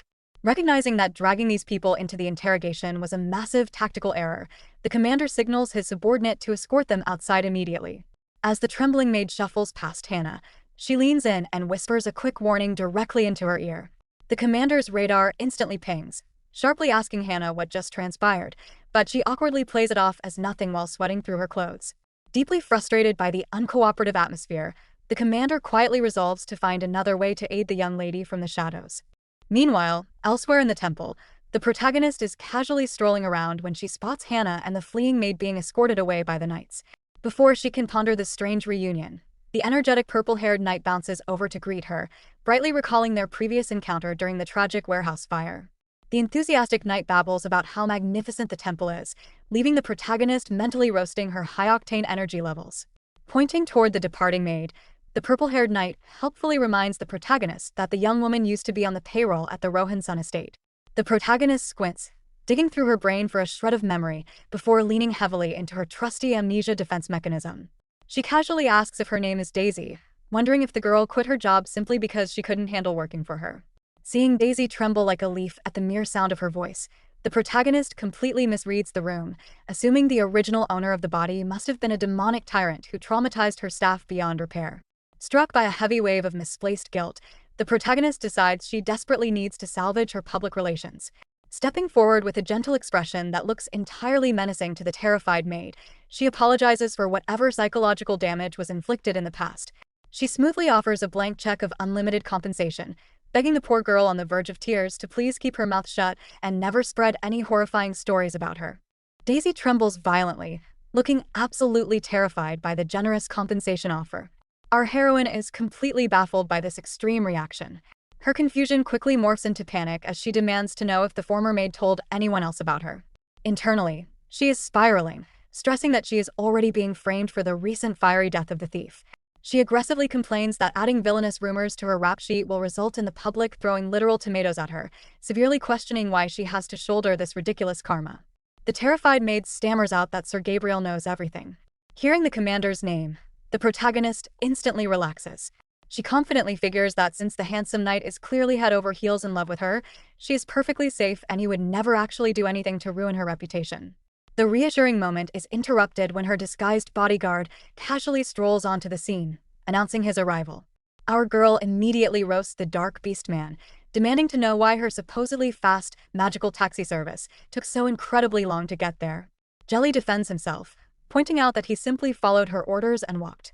His excuse dies on his lips when he suddenly spots the trembling maid. The maid spots him right back, and her terror completely maxes out. The protagonist looks between the two of them, asking if they somehow know each other. Looking like she is about to go into cardiac arrest, Daisy frantically announces she has to leave immediately.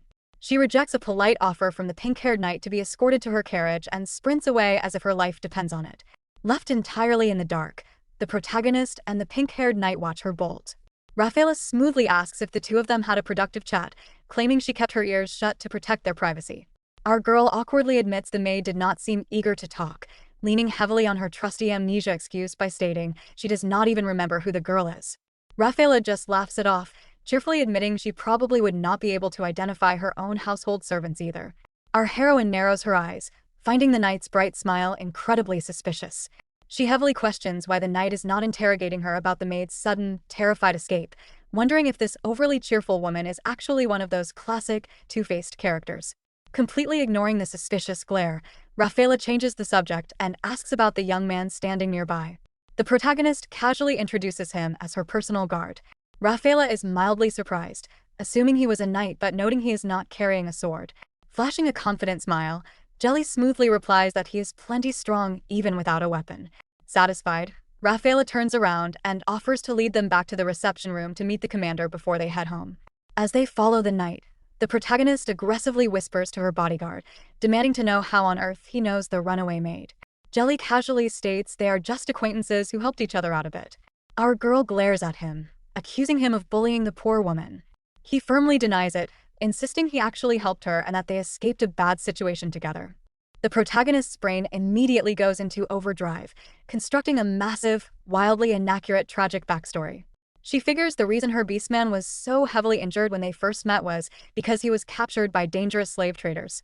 She concludes that he and the maid were locked up together, managed a daring escape, and the maid's current terror is simply leftover trauma from the kidnapping. Jelly smugly interrupts her internal fanfiction, bragging that he even cleaned up the messy aftermath. Completely oblivious to whatever horrifying massacre he actually committed, our girl proudly assumes he heroically defeated the slave traders and mentally resolves to praise him for it later. Catching them whispering, Rafaela casually notes that the young lady seems to get along incredibly well with her guard. Assuming the knight is just sucking up to her because the commander has a crush, our heroine laughs and violently denies it. She firmly states they do not get along in the slightest. Rafaela simply turns back around and leads the way. Meanwhile, out in the countryside, the unhinged artist responsible for the controversial temple painting is on a dark quest. Gymnofetti had been wandering far and wide, desperately seeking inspiration to surpass his previous masterpiece. Convinced that the aesthetic of death is his ultimate muse, he prowled areas reeking of tragedy until he stumbled upon a grieving family. He found the corpse of a recently deceased child utterly perfect and begged to paint it. Unsurprisingly, the grieving grandmother completely rejected his horrifying request and chased him off her property with a barrage of curses. Refusing to accept the rejection, the manic artist went as far as stealing the child's corpse in the dead of night. The furious grandmother rallied the local villagers, tracked the artist back to his hideout, and brutally beat him to death for his crimes. The exact second the artist takes his final breath, a bizarre supernatural phenomenon occurs. Following their master's demise, every single painting Jim created spontaneously bursts into flames. Back at the central temple, the massive crowd admiring his controversial artwork suddenly screams in panic as the canvas erupts in a blazing inferno. Chaos completely takes over the hall as people frantically yell for the knights to save the supposedly sacred masterpiece. Back in the quiet corridors, our girl notices the sudden commotion. entirely confused as to why the temple is erupting into absolute chaos. Sudden panicked shouts of fire echo through the temple halls, completely shattering the peace. Rafaela pauses, her ears perking up at the screams, and urgently suggests they hurry over to investigate. Following closely behind, our heroine casually strolls toward the chaos, internally noting that a sudden, unexplainable fire is giving her a massive, highly suspicious sense of déjà vu. They arrive to find the controversial painting fully engulfed in a blazing inferno. The crowd of believers is completely losing their minds, aggressively screaming for the knights to save the supposedly sacred artwork. Rafaela surveys the absolute hysteria, mentally roasting the crowd for acting so completely unhinged and figuring it would honestly be better to just let the ugly canvas burn to ashes. The situation escalates from chaotic to a literal horror movie when a green-haired knight named Michael violently throws himself into the flames, aggressively hugging the burning painting. Rafaela is completely baffled, cursing under her breath because she had literally locked him in his room to prevent exactly this kind of madness. She desperately yells at him to let go, frantically debating if she needs to use brute force to drag the burning kid away before he completely roasts himself. Before the pink-haired knight can make a move, a terrifying bone-deep chill violently sweeps across the room, instantly swallowing the heat of the fire. It feels as though a massive, incomprehensible entity has just opened its eyes right behind them. The screaming and groaning of the crowd stop instantly, as if someone just hit the mute button on reality. The believers clinging to Rafaela go entirely limp, their gazes locking blankly onto Evangeline. Thanks to the crowd completely freezing like a glitched video game, the protagonist smoothly strolls right up to the burning knight without a single person blocking her path. As she stands before the fanatic, Rafaela witnesses something truly unsettling. Michael looks up, and the exact moment his eyes meet our girls, a terrifying cocktail of longing, shock, revenge, and joy completely takes over his expression.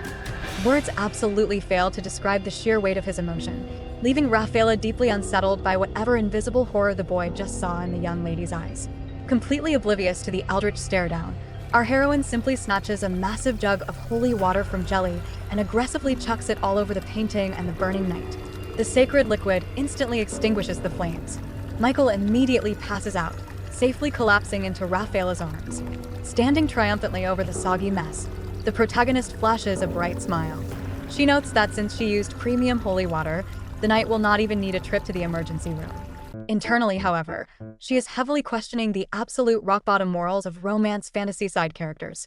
She mentally screams at the crowd, wondering why an entire room of people just stood there watching a guy burn alive instead of actually helping. She sarcastically wonders if they were secretly filming the accident for social media, deeply relieved that she hoarded enough holy water to prevent a literal casualty. With the tension finally evaporating, she suddenly feels incredibly exhausted. Right on cue, a kind-looking older gentleman approaches, formally introducing himself as the local bishop. He profusely thanks Lady Rohan-san for saving one of their own. He promises that the temple will fully compensate her for the expensive holy water she used to extinguish the flames.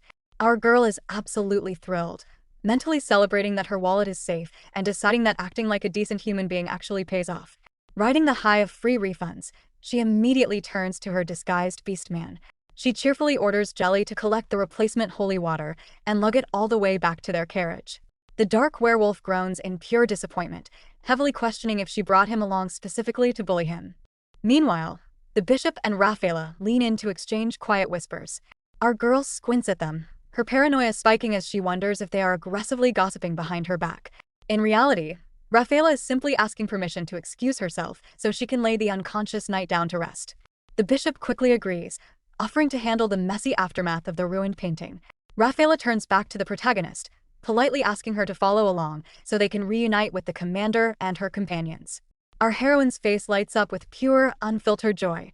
She excitedly follows, internally calling Kana and Hannah her precious babies and desperately wanting to hurry back to them. As they walk down the hall, the pink-haired knight sincerely thanks the protagonist again, noting that the holy water completely prevented Michael from sustaining any injuries. The protagonist plays it completely cool, casually stating it was just the natural thing to do.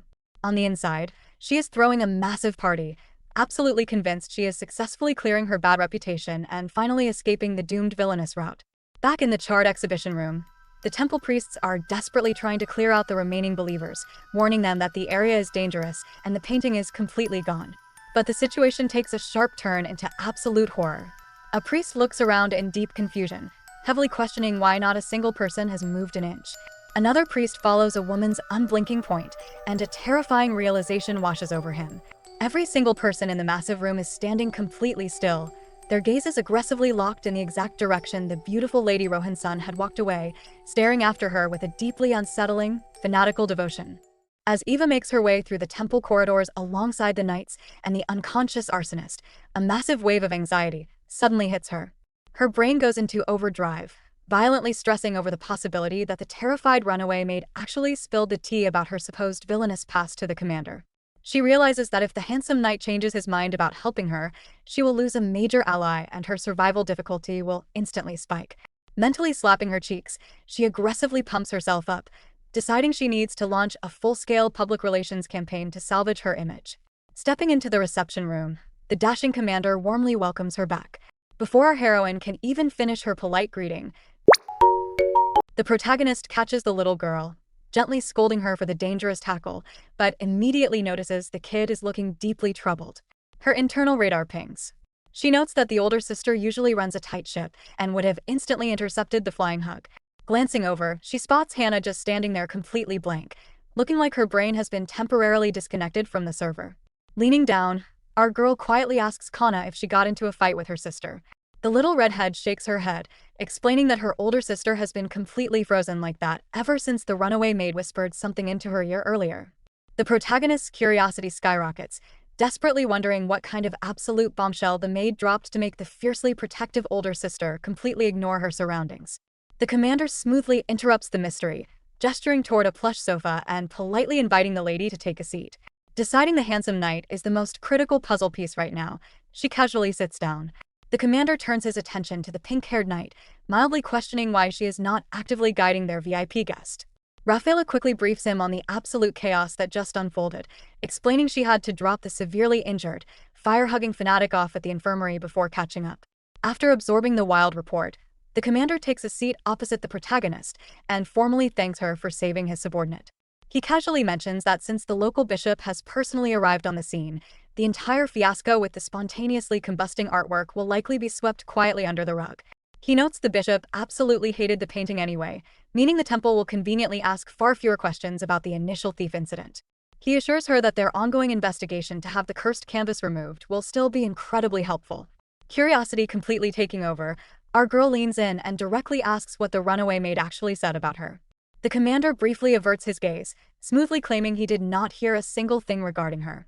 The protagonist mentally hits the brakes, totally confused because the terrified maid had practically screamed that she told him absolutely everything. To back up his claim, the commander slides the official witness testimony papers across the table.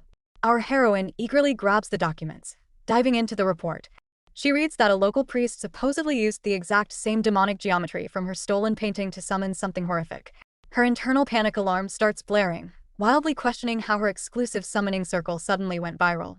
She dramatically imagines the bishop discovering everyone in town is using her signature spell, quickly deducing that the blazing canvas must be directly connected to the shady priest. Flipping to the next page to finally read the juicy gossip about herself, her brain completely short-circuits.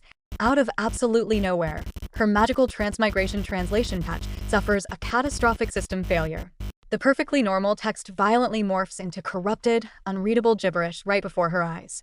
Completely unable to decipher a single word, she looks up as the commander calmly reiterates that he heard nothing about her. She mentally curses, figuring he is entirely clueless about the absolute nightmare she is navigating. Judging by his remarkably serene expression, she concludes the corrupted document must not contain anything apocalyptic. Staring at his flawlessly sculpted face, she gets completely distracted, heavily noting that the only thing she can accurately read right now is how ridiculously gorgeous he is. Accepting defeat against her glitching software, she decides to try reading the documents later. She casually hands the papers over to Kana for safekeeping. As the younger sister takes the files, she promises to protect them. The protagonist blinks, severely questioning if she just imagined the terrifying glare, or if her maid is harboring a secret vendetta against office supplies. The commander leans in again, smoothly reminding her that he genuinely wishes to help her. Our girl mentally rolls her eyes, chalking his earnest devotion up to the classic, silver-tongued flirting of a standard romance fantasy male lead. She totally misinterprets his serious vow as a cheap pickup line. The borderline romantic tension is shattered when a knight announces that the bishop urgently requests a brief meeting with the commander. The handsome knight stands up, agreeing to the meeting but firmly stating he will only attend after he personally escorts Lady Rohan-san outside. Out in the courtyard, the dark beast man is dutifully waiting by the carriage. He greets his boss, and she casually thanks him for hanging around. Expecting the commander to simply open the carriage door for her, she offers her hand. Instead of a standard escort, the handsome knight smoothly grasps her hand, bows, and gently kisses the back of it, intensely declaring that he looks forward to the day they meet again. The protagonist's soul practically leaves her body. Completely speechless and malfunctioning, she awkwardly scrambles into the carriage. As the vehicle rolls away, she stares at her hand in absolute shock, her internal monologue screaming in pure panic as she realizes she is rapidly falling for his aggressive romantic assault. As the carriage pulls away from the temple, Raphaelus stares at the commander in absolute disbelief, demanding to know what on earth he was thinking with that dramatic hand kiss. Gabriel casually brushes it off, claiming it was just a standard capital city farewell. In reality, the handsome knight was running a covert medical examination. When he grabbed her hand, he noticed her skin was unnervingly cold. Pretending to kiss her knuckles, he secretly checked her pulse, discovering her heartbeat was incredibly slow. While he tries to rationalize that the low temperature might just be from the chilly weather, he cannot shake the terrifying instinct that whatever is occupying that body is not remotely human. To him, the young lady looks at people like they are completely insignificant insects. He slowly sniffs his hand, deeply unsettled by the fact that the chilling scent of her skin still lingers on him like a physical brand. Meanwhile, completely unaware of the horrifying monster investigation she just underwent, our heroine is lounging in her bed, snacking on fruit and having a massive internal crisis. She aggressively questions the courtyard encounter, perfectly aware that a dramatic hand kiss is a classic romance fantasy staple, but finding it entirely bizarre to experience in real life. She rationalizes that his lips did not even actually touch her skin, but just the soft brush of his breath made her want to sprint in the opposite direction. She violently shakes her head, blaming her weird, fluttery panic entirely on the dark magic of standard male lead seduction tactics. Her existential spiraling is paused when Kana gently places a little floral crown on her head, softly warning her lady to stay warm so she does not catch a cold. The protagonist warmly thanks her, offering the little redhead a piece of fruit. Glancing across the room, she notices Hannah is completely spacing out again. Normally, the older sister would be actively nagging Kana about something, but right now, she looks like her brain has permanently disconnected from the server. Our girl calls out to her, causing Hannah to violently snap back to reality and awkwardly apologize. Noting that her maid sounds entirely drained of energy, the protagonist orders her to go get some rest. Hannah weakly tries to argue that she is fine, but our heroine brutally shuts her down, firmly dismissing her for the day. Once they are alone, the protagonist asks Kana if her sister is feeling unwell. Kana admits she has no idea what is going on, but she firmly suspects her sister's weird behavior started the exact moment that runaway maid, Daisy, whispered something to her at the temple. The protagonist's curiosity hits maximum capacity. Realizing the only clue she has is the official testimony, she asks Kana to hand over the paperwork Gabriel gave them earlier. Kana immediately panics, stammering profuse apologies and revealing that she accidentally destroyed the documents in the wash. Our girl stares at the soggy, completely illegible mess and mentally screams, heavily mourning her terrible luck. Before she can spiral too far, Kana bursts into tears, completely devastated over ruining the files. Instantly dropping her frustration, our heroine scoops the crying child into a massive hug. She assures Kana it is perfectly fine, internally noting that she would never actually yell at a kid over ruined office stationery. Still, the missing information is a massive roadblock. Since she cannot exactly march back to the commander and demand another copy, she decides her only viable option is to track down the runaway maid and interrogate her directly. A while later, the protagonist meets with the elderly butler to gather some intel. The butler explains that Daisy recently sold her house to move into a local convent. The protagonist mentally notes that Daisy already fled that exact convent in absolute terror, meaning she desperately needs a backup location. The butler helpfully adds that the former maid originally came from the local orphanage, suggesting that if she needed a safe place to hide, she would likely run straight back to her childhood home. Armed with a destination, our girl loads up the carriage with Jelly and Kana, leaving her chubby cat behind for the trip. Once they arrive in town, she deploys her disguised beastman to the nearest bakery, strictly ordering him to buy their entire stock of bread. Meanwhile, she and Kana head off to a boutique to buy fresh clothes for the orphans. Realizing she absolutely cannot show up to a charity visit empty-handed, she points around the shop, enthusiastically buying up everything in sight. The shop owner is practically trembling with gratitude over the massive buyout.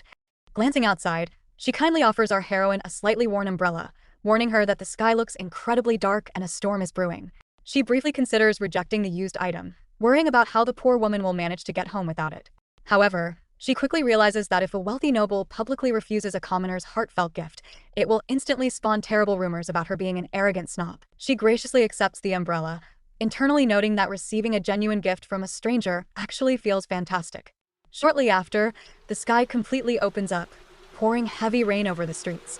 Huddling under the umbrella with Kana, the protagonist spots Jelly and orders him to load the mountain of bread and clothes into the carriage. She initially considers waiting out the storm, but her conscience kicks in. She figures the orphans are probably freezing in this weather and desperately need the fresh clothes right now. Just as she prepares to brave the downpour, she spots a miserable figure sitting completely drenched in the middle of the street. It is none other than the runaway maid, Daisy. Rewinding a bit, the runaway maid is having a massive crisis over her living arrangements.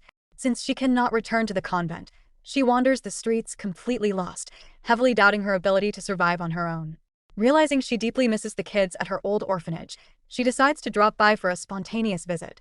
However, when she arrives, the building is entirely deserted. Assuming everyone just went on a surprise field trip, she heads to the director's office to check for clues. Throwing the door open, she is instantly greeted by an absolute nightmare. A massive, disgusting magic circle is painted across the floor. Her panic skyrockets as she frantically wonders if the director and all the children were used as human sacrifices for whatever dark ritual took place. She desperately screams their names into the empty halls, but only dead silence answers her. Spiraling into pure despair, she heavily questions who she can even ask for help. She knows the local knights will not bat an eye at a few missing orphans, and a demonic summoning circle is way above a standard police report. Stumbling blindly down the street, she accidentally bumps into a grumpy pedestrian who brutally yells at her to watch where she is going. Collapsing to the ground, she mentally reviews her entire tragic life, crying her eyes out and severely questioning why the universe loves using her as a personal punching bag. Snapping back to the present, Daisy is still slumped in the freezing rain, desperately begging the universe for a savior. The universe immediately delivers in the form of our heroine, who casually strolls up and asks what she is doing down there. The stunned maid asks how the noble lady even found her, and our queen smoothly replies that she was actively hunting her down. Daisy's brain flashes back to a terrifying promise the lady once made about granting her a single wish.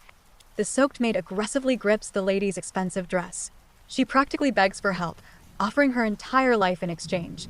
Our girl simply extends her hand, casually agreeing to close the demonic deal. Taking that hand, Daisy feels a chilling sensation curl up her arm and tighten around her throat, fully believing she is willingly stepping directly into the jaws of a massive, venomous snake. Yet, ironically, she finds the inside of the predator's mouth incredibly warm and comforting. Inside the cozy carriage, Kana immediately goes into full protective mode. She aggressively strips Jelly of his jacket, forcing it onto her lady so she does not catch a cold. Our girl barely registers the fuss, immediately tossing the stolen coat straight onto Daisy, noting the poor maid is significantly more drenched than anyone else. Kana instantly whines, deeply disappointed that her lady gave away her hard-earned gift. Our heroine gets straight to business, asking the runaway maid exactly what she wants. Daisy takes a deep breath and drops the absolute bombshell about her horrifying visit to the orphanage. She explains that the entire church is completely empty and heavily suspects dark magic is involved. Officially cashing in her wish, she begs the lady to bring back the director and the missing children. Our girl accepts the quest instantly, asking if they have any solid leads. Daisy drops a name that absolutely reeks of garbage: Troy. She explains that Troy is the director's biological son, an absolute menace who suffered from a massive inferiority complex simply because his parent treated the orphans as equals. Instead of going to therapy, Troy chose violence. He routinely starved the healthy kids and relentlessly bullied them just to aggressively flex his status. His absolute lowest point was pouring boiling water on a little girl's arm to leave a massive scar, purely to sabotage her upcoming adoption. The director eventually reached a breaking point and kicked him to the curb, but the absolute loser kept coming back to throw tantrums and demand the orphanage be shut down entirely. Listening to this horrifying lore drop, the protagonist's blood pressure instantly hits the roof. She is entirely baffled that such premium trash actually exists in this world. Her brain quickly connects the dots, heavily assuming that this Troy guy must be deeply connected to the shady slave traders who previously captured her beastman. Mentally rolling up her sleeves, She vows to completely destroy him, aggressively noting that he is about to find out exactly what happens when you cross paths with a certified villainess. Deep in a dimly lit basement, a truly terrifying situation is unfolding. Two terrified children huddle, close to the orphanage director, completely trapped in the dark. One of the kids nervously asks if they are about to be sold off. The devastated woman pulls him into a tight, desperate hug, calling him a poor child and gently begging him to just hold out a little longer. She promises that if they can just endure this nightmare a bit more, everything will eventually be alright. Lurking in the shadows of that very same room, a massive, chained entity continuously groans about being endlessly hungry, officially maxing out the creepy atmosphere. Back on the surface, our heroine mentally equips a stylish detective hat and officially launches her investigation. She grandly declares her mission to solve the case of the missing children, heavily placing herself center stage.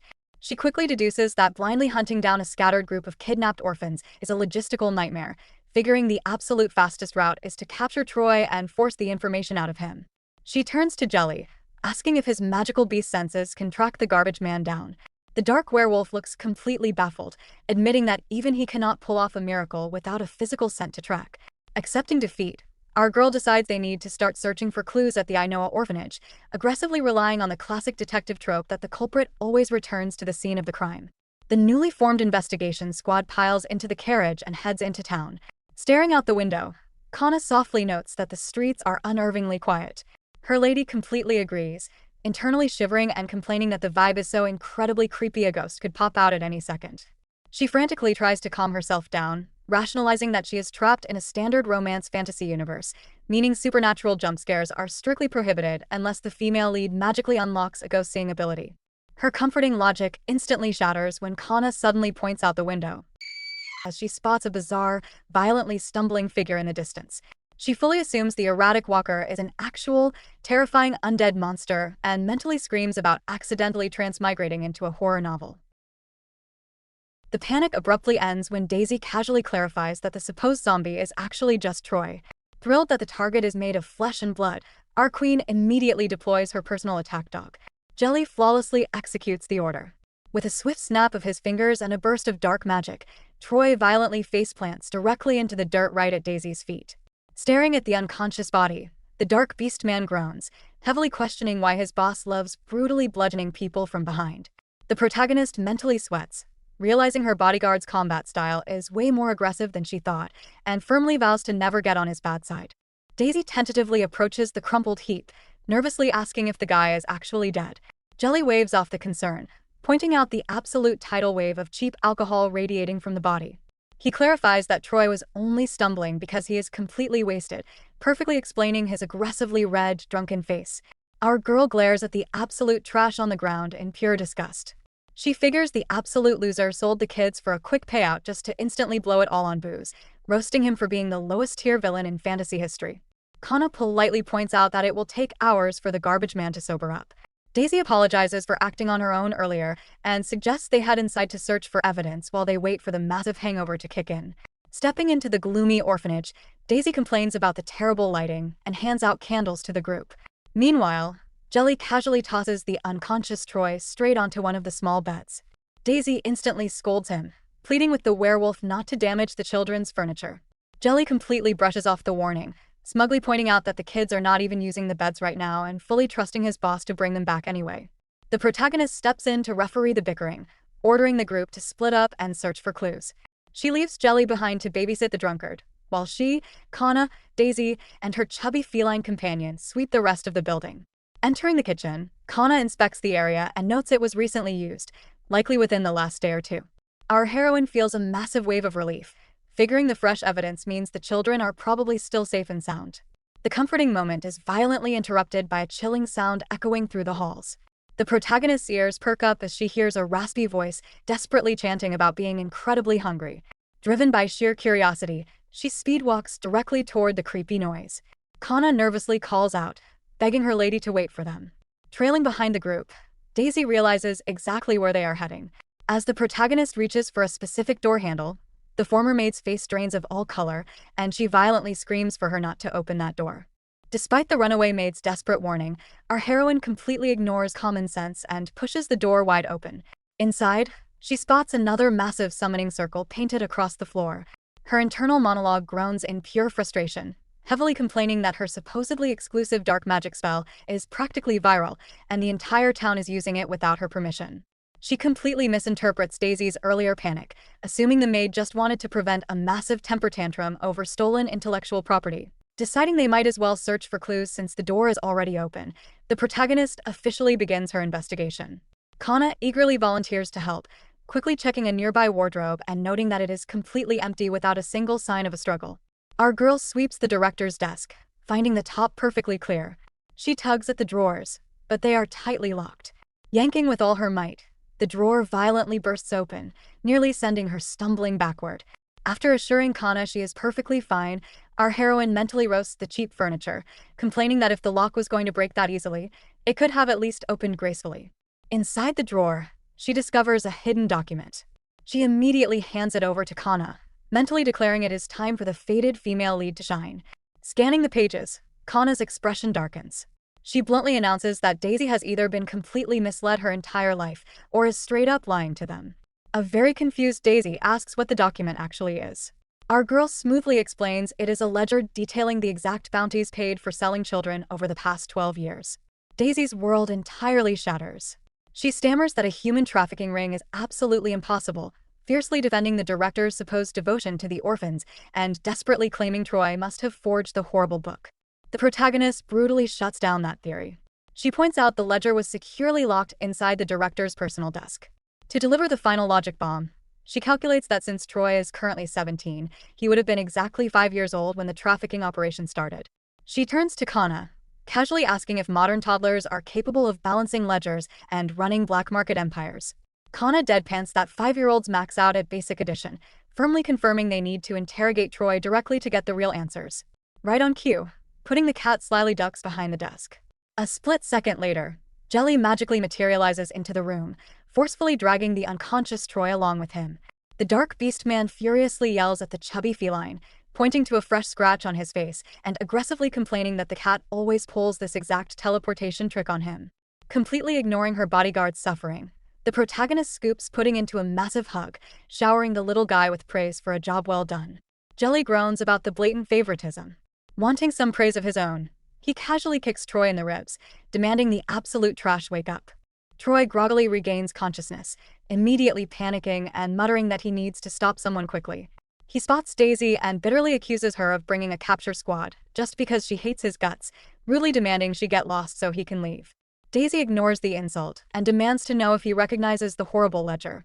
Troy sneers, mocking her for rummaging through the exalted director's desk. He claims he had absolutely no idea the book existed and insists she would never believe him anyway. Losing her patience, our queen calls her bodyguard's name. Jelly happily obliges, delivering a swift, brutal smack directly to Troy's head. The protagonist firmly states they are hunting for the missing children and orders him to cooperate. Refusing to fold, Troy aggressively talks back. He notes her highborn appearance and bitterly accuses her of looking down on lowly commoners, telling her to go back to her fancy parties or toss a few coins to pretend she actually cares. The protagonist mentally calculates her next move. She realizes Troy definitely knows something but is way too stubborn to crack quickly. Knowing that a lengthy interrogation might put the kids in fatal danger, she desperately searches for another option. Suddenly, her ears catch that exact same chilling, raspy voice from earlier, desperately chanting about being incredibly hungry. The puzzle pieces violently click together in her brain. She remembers the wardrobe was completely devoid of clothing, yet the eerie sound is radiating directly from inside it. She marches straight into the wooden cabinet. Kana nervously calls out, heavily questioning why her boss is suddenly doing a wardrobe inspection. Our heroine flashes a massive, triumphant grin, proudly announcing she just found a highly suspicious, hidden passageway leading straight down into the darkness. Meanwhile, back at the estate, Hannah is sitting alone on a bench, having a massive anxiety spiral. She stresses over how long Kana and the young lady have been gone, deeply regretting not throwing caution to the wind and following them. Her internal panic about never seeing her sister again is interrupted when she spots Commander Gabriel speaking to an estate guard. The handsome knight formally requests an audience with Lady Rohan's son, looking deeply concerned when the guard mentions she is currently out at such a late hour. Hannah seizes the golden opportunity, aggressively shouting for the commander. She rushes over, frantically explaining that her lady and sister have been missing for entirely too long and begging him to help her find them. Gabriel does not hesitate for a single second, firmly promising to gather his knights and accompany her immediately. Hannah sits in the carriage, completely haunted by her little sister's perceptive gaze. She realizes Kana has definitely noticed her sudden, awkward distance. Her mind violently replays the absolute bombshell Daisy had whispered into her ear before fleeing, the terrifying claim that the sweet little girl she has been protecting her entire life is not actually her sister. Hannah spirals into a massive internal panic, heavily stressing over what kind of heartbroken expression Kana would make if she realized her older sibling was questioning her identity. The handsome commander smoothly steps into the quiet crisis, gently reassuring Hannah that she has absolutely nothing to worry about and promising that her lady and sister will be perfectly safe. Desperate for a lifeline, Hannah forces herself to trust the dashing knight's comforting words. Meanwhile, back at the orphanage, the investigation squad is slowly creeping down a highly suspicious, hidden staircase. The air is thick with tension. Daisy nervously breaks the silence, heavily doubting if they will even find the missing children at the bottom of this creepy tunnel. Kana instantly shifts into full guard dog mode, fiercely roasting the former maid for having the audacity to doubt their lady's brilliant detective work. The protagonist smoothly plays peacemaker, gently noting that Daisy is just overwhelmed with anxiety. To confirm their suspicions, our heroine asks her furry bodyguard for a quick scent check, firmly confirming they are walking straight into a nightmare. Troy, who was dragged along for the ride, looks genuinely baffled. He swears that despite being the director's son, he had absolutely zero clue this secret passage even existed, begging them to hurry up. Our girl's detective radar pings. She notes his utter confusion is entirely genuine, realizing that while he is undoubtedly a terrible person, he is way too clueless to be the actual mastermind behind the kidnapping operation. Down in the pitch-black basement, the vibe hits rock bottom. A massive, chained monster continuously groans about starving to death. A sinister figure stands casually over a literal child sacrifice, aggressively mocking the demon for stubbornly fasting for 10 days when a perfectly good meal is sitting right in front of him. The entity, officially named Demon Malek, firmly states he completely refuses to eat humans, especially children. The creepy figure bursts into a maniacal fit of laughter, pointing out the absolute hypocrisy since the demon happily chewed up kids and roasted them alive 20 years ago. The narrative violently takes us back in time, when a twisted woman had brainwashed this mysterious figure, explaining that the demon was essentially a magical ATM that granted wishes and funded their luxurious lifestyle in exchange for blood sacrifices. In the present, the sinister figure stares down the chained entity, calling Malek the ultimate legacy left behind by that mentor. The captor aggressively scolds the demon, complaining about the sheer resolve it took to summon him again and demanding he drop the whole innocent act. Malek delivers the ultimate excuse, chillingly claiming that the demon from 20 years ago was not actually him. The figure completely brushes off his bizarre identity crisis, coldly promising to just keep throwing fresh orphans into the basement until he finally snaps and devours them. The scene shifts to a hidden corner of the dungeon, where the orphanage director is quietly whispers for the children to gather around. When one kid excitedly calls out to her, she quickly shushes them, claiming she finally found an escape route and instructing them to follow her in absolute silence. The kids immediately quiet down and form a neat queue. As she leads them toward the exit, she firmly warns that a single loud noise could get them all caught. As they sneak past a room, one of the little boys realizes something crucial is missing. His eyes land on the hostage kid, Yuma, lying motionless on the floor as a literal sacrifice.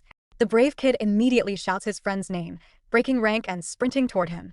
A little girl frantically whispers for him to come back, absolutely terrified the kidnapper will hear the commotion. Completely ignoring the warning, he drops to his knees and aggressively shakes Yuma, desperately begging him to wake up so they can follow the director to safety. Before he can finish his rescue mission, the kid finally looks up and realizes a massive demon is sitting right in front of them. The blindfolded monster stands up, zeroing in on the sound of their footsteps. The boy starts violently trembling in pure terror. Just as absolute panic sets in, the little girl spots the rescue squad marching down the basement stairs. She excitedly screams that Daisy has finally arrived to save them. A deeply relieved Daisy frantically checks if the kids are safe. Stepping into the light, the director flashes a sweet smile. She asks how Daisy managed to find them and notes that even her son Troy came along for the ride. Putting on a flawless performance, she dramatically sighs, claiming she never wanted them to see her in such a dark place. She approaches Troy with open arms, offering a warm, emotional embrace. The exact second she pulls him in, her expression completely flips into pure malice.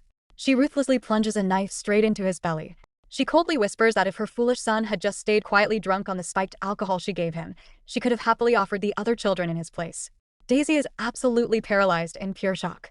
Dropping the caring mother act entirely, the unhinged director bursts into maniacal laughter. She screams at the demon, declaring that if he refuses to eat the orphans, she is officially serving up her own son as a premium sacrifice, aggressively demanding her wish right this second. The dark lore of the orphanage finally comes into full focus, flashing back 20 years to when the current director, Mirai, was just a clever little orphan herself.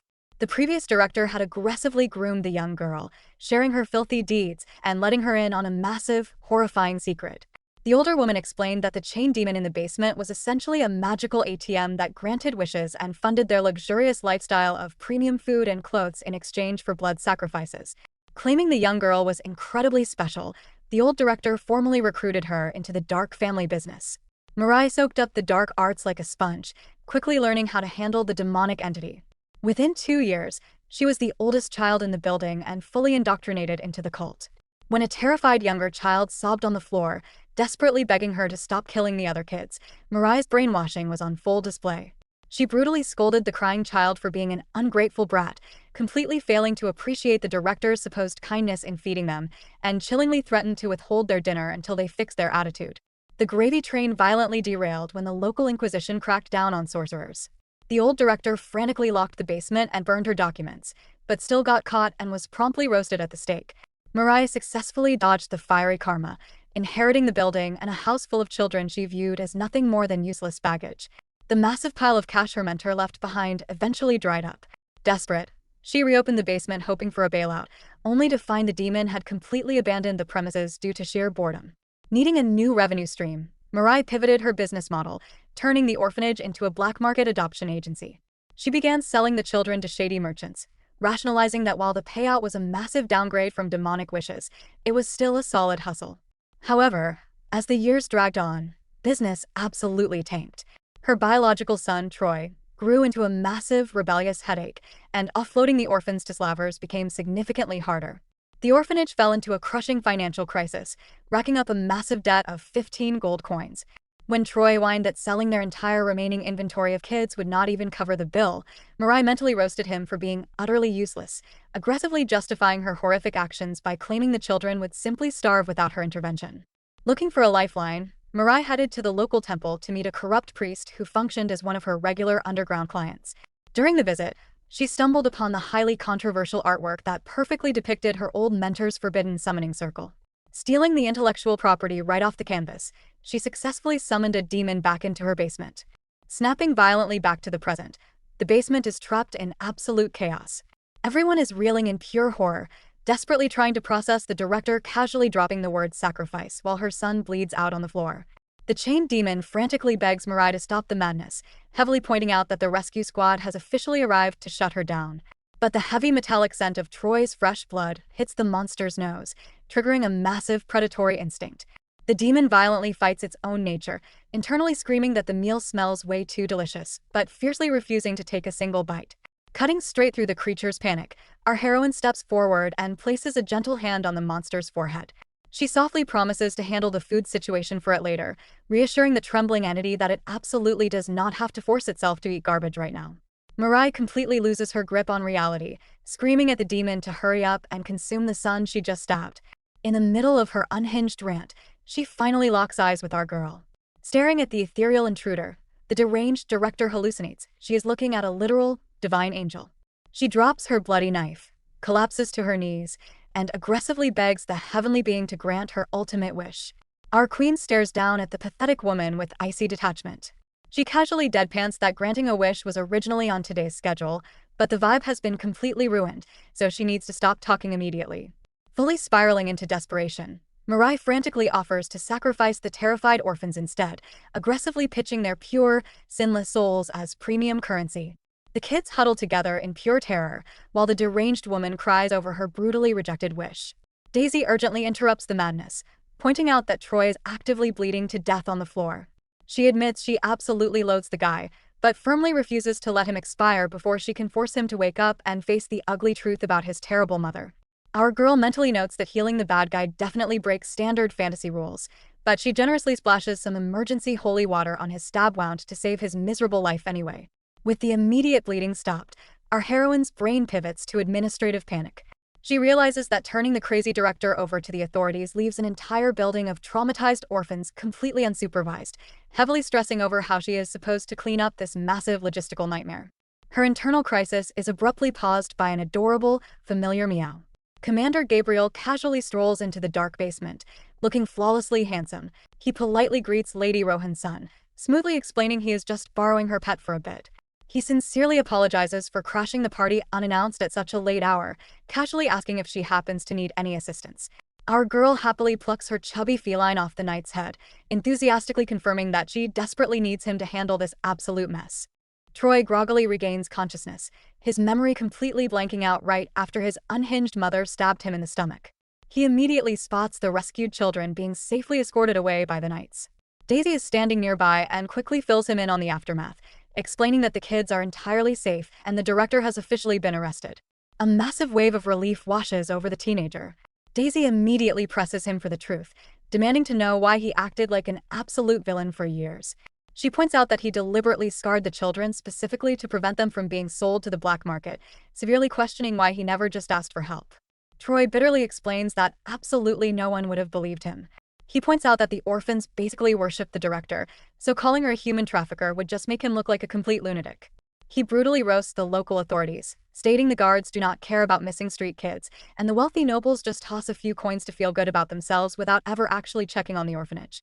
He even takes a shot at the flashy knights, predicting they will just pretend to care for a few days before abandoning the children to fend for themselves. Right on cue, Commander Gabriel casually steps into the conversation. He smoothly announces that the children will be placed under the care of a temple facility. He drops a massive lore bomb, revealing that he actually grew up in that exact same facility, guaranteeing the orphans will be perfectly safe from now on, explaining he eventually received a lifeline from the temple. Turning back to Troy, Gabriel issues a brilliant challenge. He suggests that if the cynical teenager still trusts absolutely no one, he should go along and act as the official supervisor for the kids. The commander praises Troy for being perceptive enough to catch his own mother's crimes, figuring he will easily spot if the temple ever neglects their duties. He firmly instructs Troy to name-drop him personally if he ever runs into trouble. Realizing he just got checkmated, Troy begrudgingly accepts the job, vowing to watch over the kids until the very end. The protagonist internally celebrates, thrilled that the massive kidnapping crisis has finally been resolved. With the situation handled, Daisy decides to officially return to the estate, and the group wraps up their rescue mission.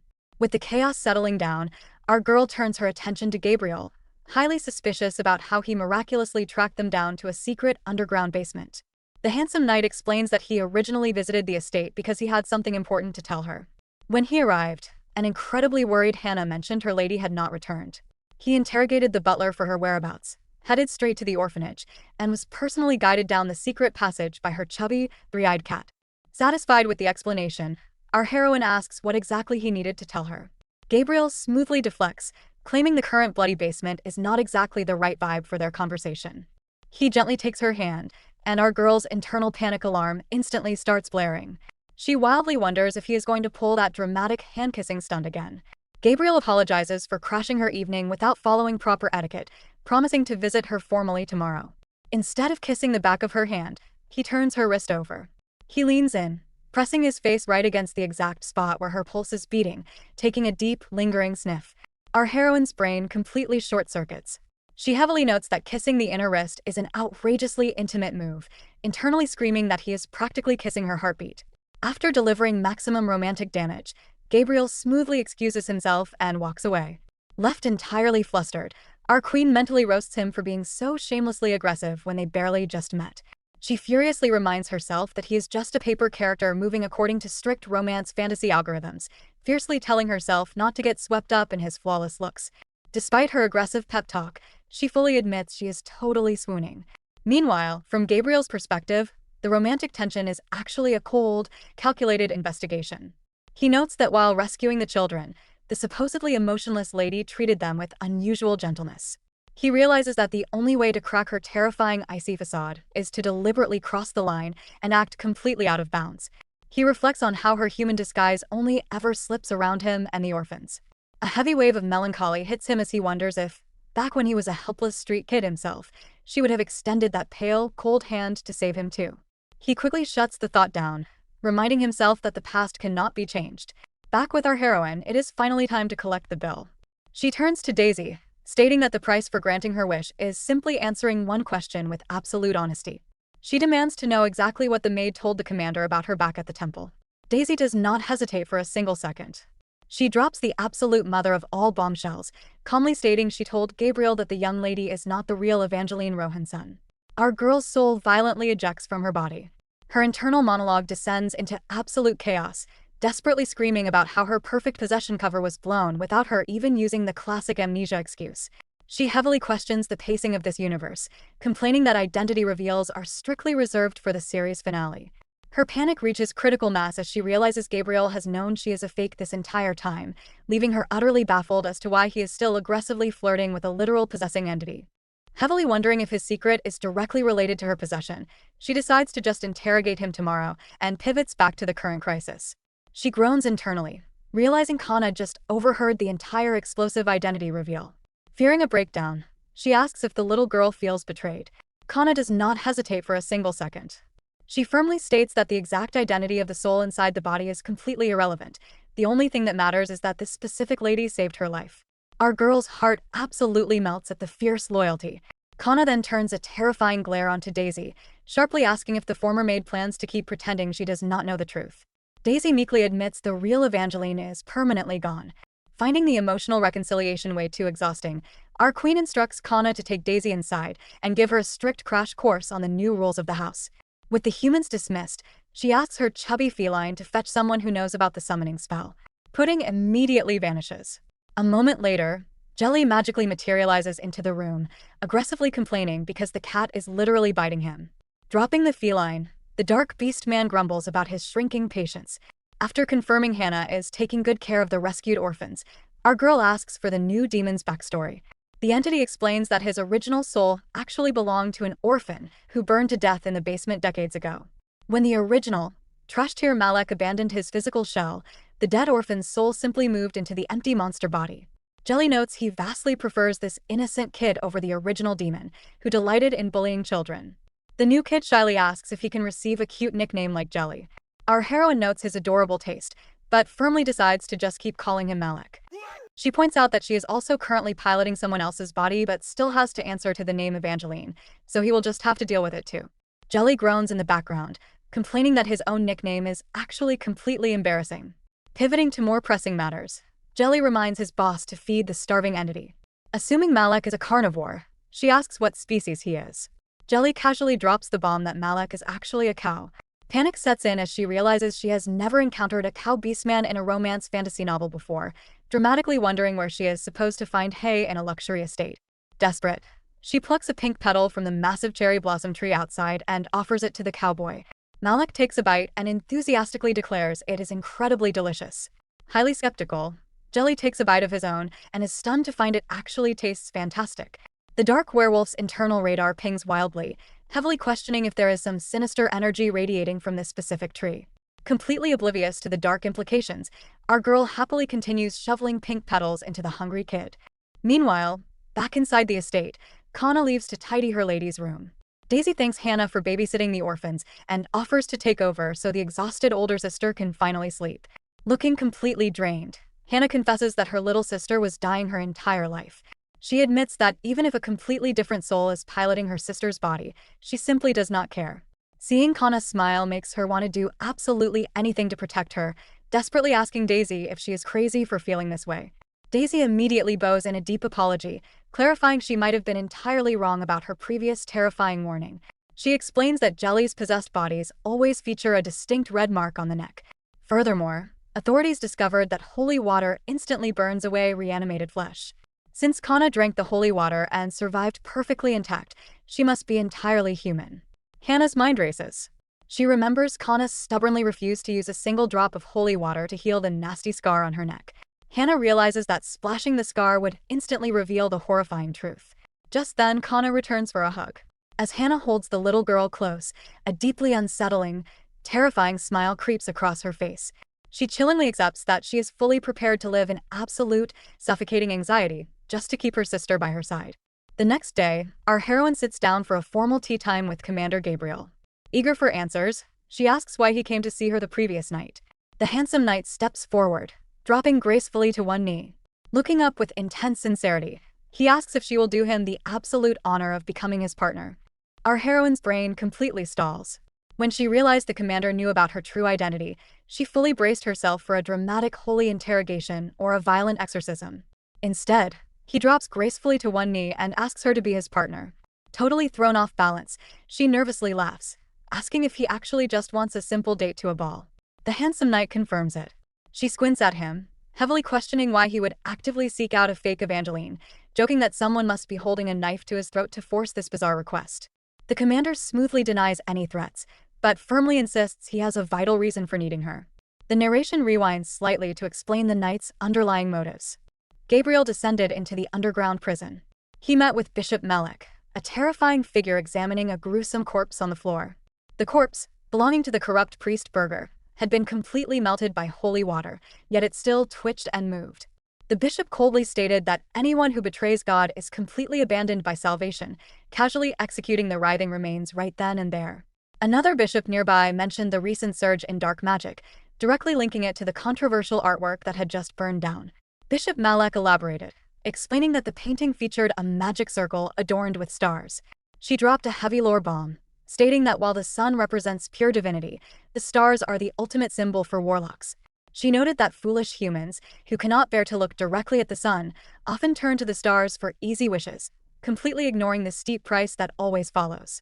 She coldly remarked that if she had known the painting would spawn such chaos, she would have destroyed it much sooner. The other bishop agreed, expressing relief that the fire conveniently handled the problem before the corruption could spread. However, his tone subtly implied he actively wished for the chaos to continue. Bishop Malek then turned her attention to Gabriel, smoothly bringing up the young lady who miraculously extinguished the flames. Gabriel stood his ground, confirming it was indeed Lady Rohan's son. The bishop casually noted his tension, promising she simply wanted to praise the brave woman. Gabriel's internal alarm bells were blaring. He knew Bishop Malek had built her entire career by aggressively hunting warlocks, showing absolutely zero hesitation when it came to shedding blood. He heavily suspected she deliberately displayed the cursed painting, actively hoping the dark magic would spread so she could rack up more arrests and climb even higher in the temple hierarchy. Realizing he was dealing with a ruthless politician willing to repeat the bloody past for personal gain, he vowed to protect the young lady from getting caught in the crossfire. Snapping back to the present, Gabriel carefully chooses his words. He refrains from mentioning the terrifying bishop to avoid dragging the lady into a holy war. Instead, he explains that because of the painting, her exclusive summoning circle is rapidly spreading among the wealthy elite as a trendy party trick. He warns that if left unchecked, the misuse could spiral completely out of control. Our queen mentally nods, remembering the absolute trash behavior of the corrupt priest and the unhinged orphanage director. She complains about the sheer malice of the people in this universe. However, she points out a massive logic flaw, questioning how her simply attending a ball and doing a little dance is going to stop an entire warlock trend. The commander smoothly delivers the punchline.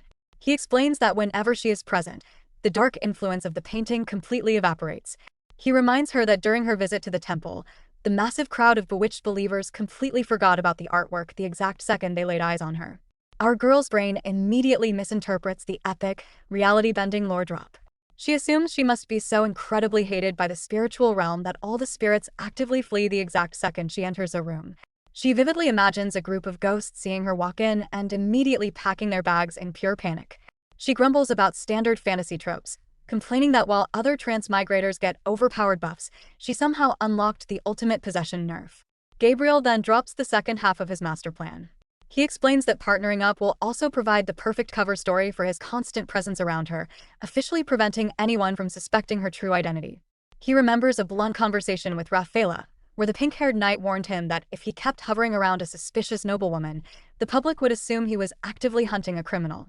Rafaela brilliantly suggested that the only way to avoid a holy investigation was to aggressively play the romance card, convincing everyone that the great commander was simply a love-struck fool chasing after a woman's skirt.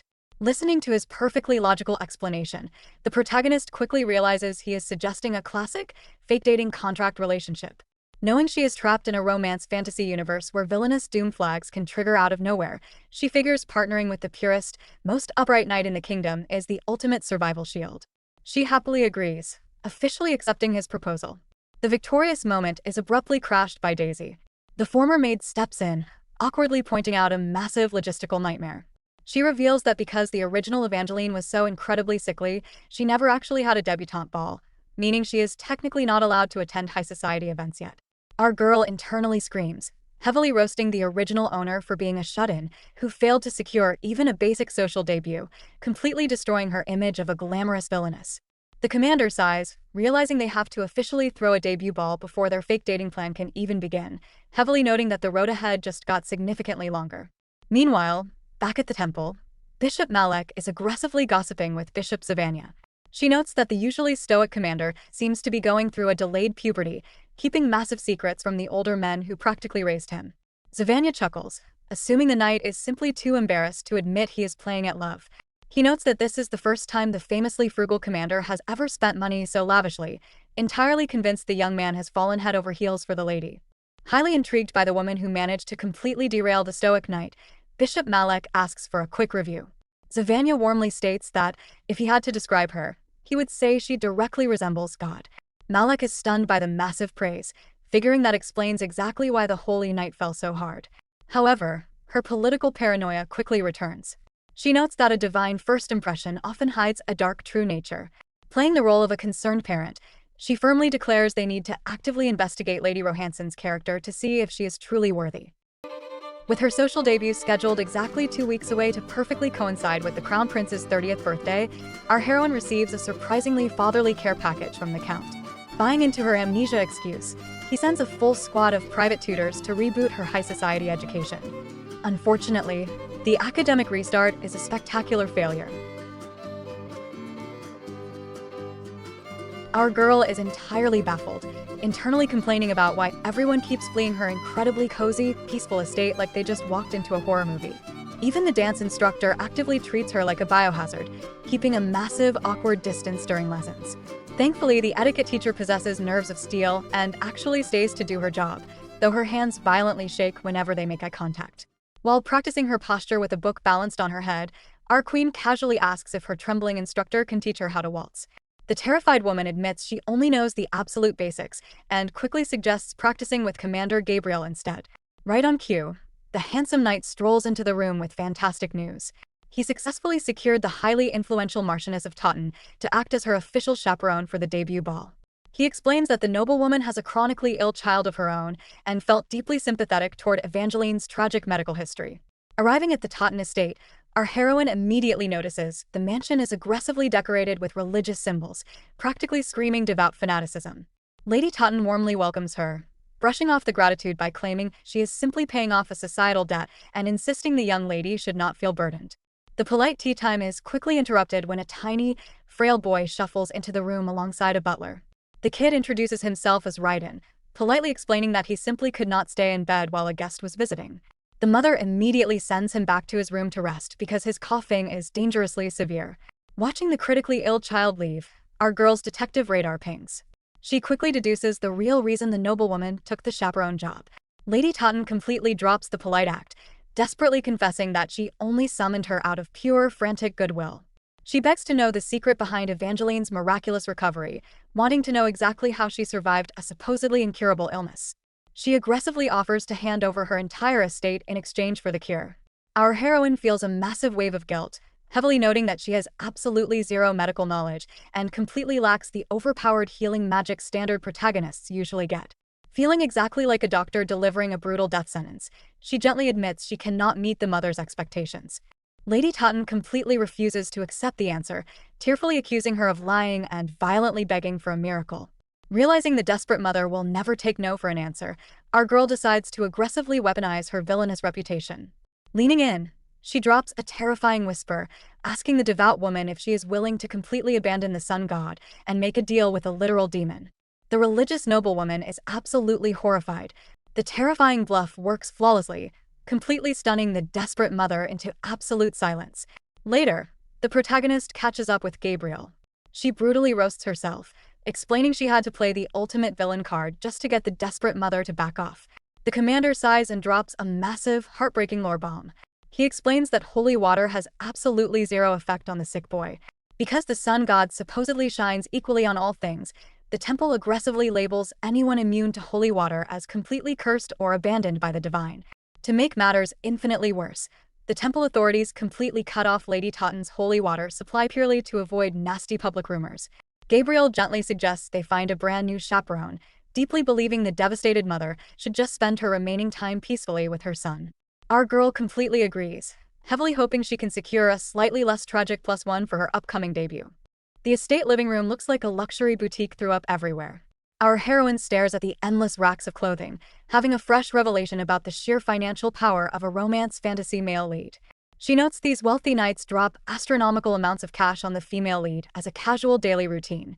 Despite his earlier melancholy over the disastrous chaperone situation, Gabriel is taking his fake dating responsibilities incredibly seriously. He actually brought in a premium fashion designer to guarantee her debutante look is completely flawless. A green-haired woman approaches, absolutely starry-eyed, and immediately showers our girl in aggressive praise. She introduces herself as Artemisia Tiana, the older sister of Michael. Our girl's brain immediately clicks, remembering Michael as the completely unhinged arsonist knight who aggressively hugged a burning temple painting. Artemisia completely ignores her brother's criminal record, insisting she just be called Misa. The designer casually mentions the terrifying rumors about the lady stealing souls and enchanting holy knights, but firmly decides everyone just magically falls in love with her flawless face. Recognizing the mandatory over-the-top designer trope, our queen completely accepts her new role as a fashion muse. Misa passionately vows to create the ultimate masterpiece for the grand debut with a handsome commander. Watching the enthusiastic designer fuss over the measurements, Gabriel falls into deep thought. He notes that seeing the entity play dress up like a perfectly normal noblewoman makes it seem like she is finally getting comfortable in her human mask. He heavily questions if she is actually changing, or if his own mind is just getting violently compromised. Misa suggests trying on the physical dress samples before making any final design tweaks, pointing them toward an empty room at the end of the hall. As our girl turns to leave, the dashing knight suddenly panics and grabs her directly by the sleeve to stop her. Realizing he just committed a massive etiquette foul, he immediately stammers an apology. Our heroine looks back and spots his ears glowing like a literal stop sign. Thrilled to witness a classic romance novel trope happening in real time, she casually brushes off the mistake. She heads down the hall to try on the dresses, generously deciding to give the flustered commander a few minutes alone so his face can cool down. Left entirely to his own devices, Gabriel stares down at his offending hand and spirals into a massive identity crisis. He fully admits his feelings have undergone a catastrophic shift. Originally, he was driven by sheer morbid curiosity and a desperate fear of the monster wearing Evangeline's face, fully intending to cut ties to protect himself. Instead, a massive tidal wave of pure affection completely drowned his common sense. He remembers the exact moment she saved the orphanage kids and he felt her slow, steady heartbeat, realizing that some version of Evangeline was genuinely alive in there. He brutally roasts his own hypocrisy, confessing he selfishly projected his own tragic childhood onto the terminally ill Tottenere. He actually felt deeply disappointed when she failed to miraculously cure the boy. He realizes he keeps flipping between viewing her as a flawless, omnipotent god and a flawed, relatable human. Through all that chaotic disappointment, the undeniable truth surfaced. He is rapidly opening his heart to her. He feels completely foolish for grabbing her hand like a desperate child without even understanding his own romantic panic. The heavy introspection is violently shattered when Misa bursts back into the room, demanding Gabriel's full attention. Our girl makes her grand entrance, looking like an absolute masterpiece in a flowing pink dress. Misa proudly asks for his honest review. Completely malfunctioning, Gabriel gives a painfully dry compliment, simply stating it suits her well. The designer looks at him like he just committed a felony, aggressively scolding him for dropping the ball and ordering him to use proper romantic buzzwords like angelic or fairy-like. The commander's brain latches onto the word angel. A highly specific, terrifying phrase immediately echoes in his mind, demanding the reader behold the angel of radiance. He decides there is genuinely no better way to describe her. He notes that since the angel portion is completely covered, only the radiance remains. He poetically questions if there is anything in the universe brighter than a star that specifically avoids the sun. Forcing his scrambled brain to output a compliment, he stiffly declares she looks very excellent. Our girl mentally rolls her eyes, noting he sounds exactly like a hostage being forced to read a complimentary script at gunpoint. Deciding to put the dress to the ultimate test, our heroine formally asks the commander to be her dance practice partner. He looks mildly confused, asking why she does not just use her official dance instructor. She brutally reminds him that every single tutor in her roster, minus the violently shaking etiquette teacher, completely fled the estate in pure terror. Taking the hint, Misa excitedly excuses herself to start drawing up the official sketches, leaving the fake couple entirely alone. Our girl casually asks what their next move is. Gabriel smoothly declares it an absolute honor to help and suggests they relocate to a room with plenty of mirrors to check their form. They head into a spacious studio, completely oblivious to putting the cat aggressively spying on them from the shadows. As they take their starting positions, our girl warns him that she needs way more than just one song to memorize the steps. Gabriel instantly promises to dance with her for as long as it takes. Remembering her basic etiquette lessons, she notes they are supposed to casually converse while dancing and puts him on the spot to pick a topic. The handsome knight immediately sweats, awkwardly confessing that small talk is absolutely not his strong suit. Desperate for material, he brings up the fashion designer. He notes Misa clearly views the lady as someone incredibly special, pointing out he has never seen the picky woman act so wildly enthusiastic before. Our girl chuckles, fully aware he is grasping at conversational straws, and proudly mentions she even earned nickname privileges. Gabriel drops a massive lore bomb, explaining that Misa only ever designs clothes for people she personally chooses. He admits he went through absolute hell trying to drag the designer to the Rohan-sun estate because she absolutely refuses to work just for a massive paycheck. He points out that the young lady becoming Misa's sole exception is simply the natural result of keeping her in one's sights. As they glide across the mirrored studio, Gabriel looks down at his partner and completely drops his guard. He openly admits that his strict convictions, his unyielding philosophy, and every single ideal he built from the ground up feel entirely futile now. He tells her she completely shattered his world, intruding on his life only to rebuild his reality, however she pleases. Catching the incredibly heavy romantic vibe, our heroine points out that his dramatic speech sounds exactly like a confession. When the handsome knight remains completely silent, she notes that he is not even trying to deny it. Suddenly dropping the playful demeanor, she directly asks if he truly likes her. Gabriel completely freezes. Our queen refuses to let him off the hook, delivering the final icy blow by asking how he could possibly harbor feelings for her when he has absolutely no idea who she really is. A chillingly sharp surge of anger suddenly pierces through Gabriel. Only then does the handsome knight actually notice his surroundings. He realizes he is drowning in a horrifying crimson field, surrounded by masses of flesh that pulse as though aggressively proving they are alive. At the very center of this nightmare pulsation rests a being entirely incapable of being reflected in a mirror, functioning as the dark heart of the space. To him, the human shell of Evangeline feels like nothing more than a non-existent illusion.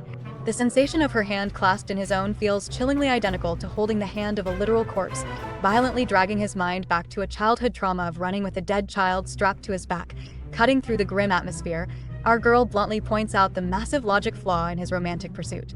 She notes he is fully aware she is just a mysterious entity wearing Evangeline's skin, heavily emphasizing that they barely know each other, and he has absolutely zero clue what is actually inside this body.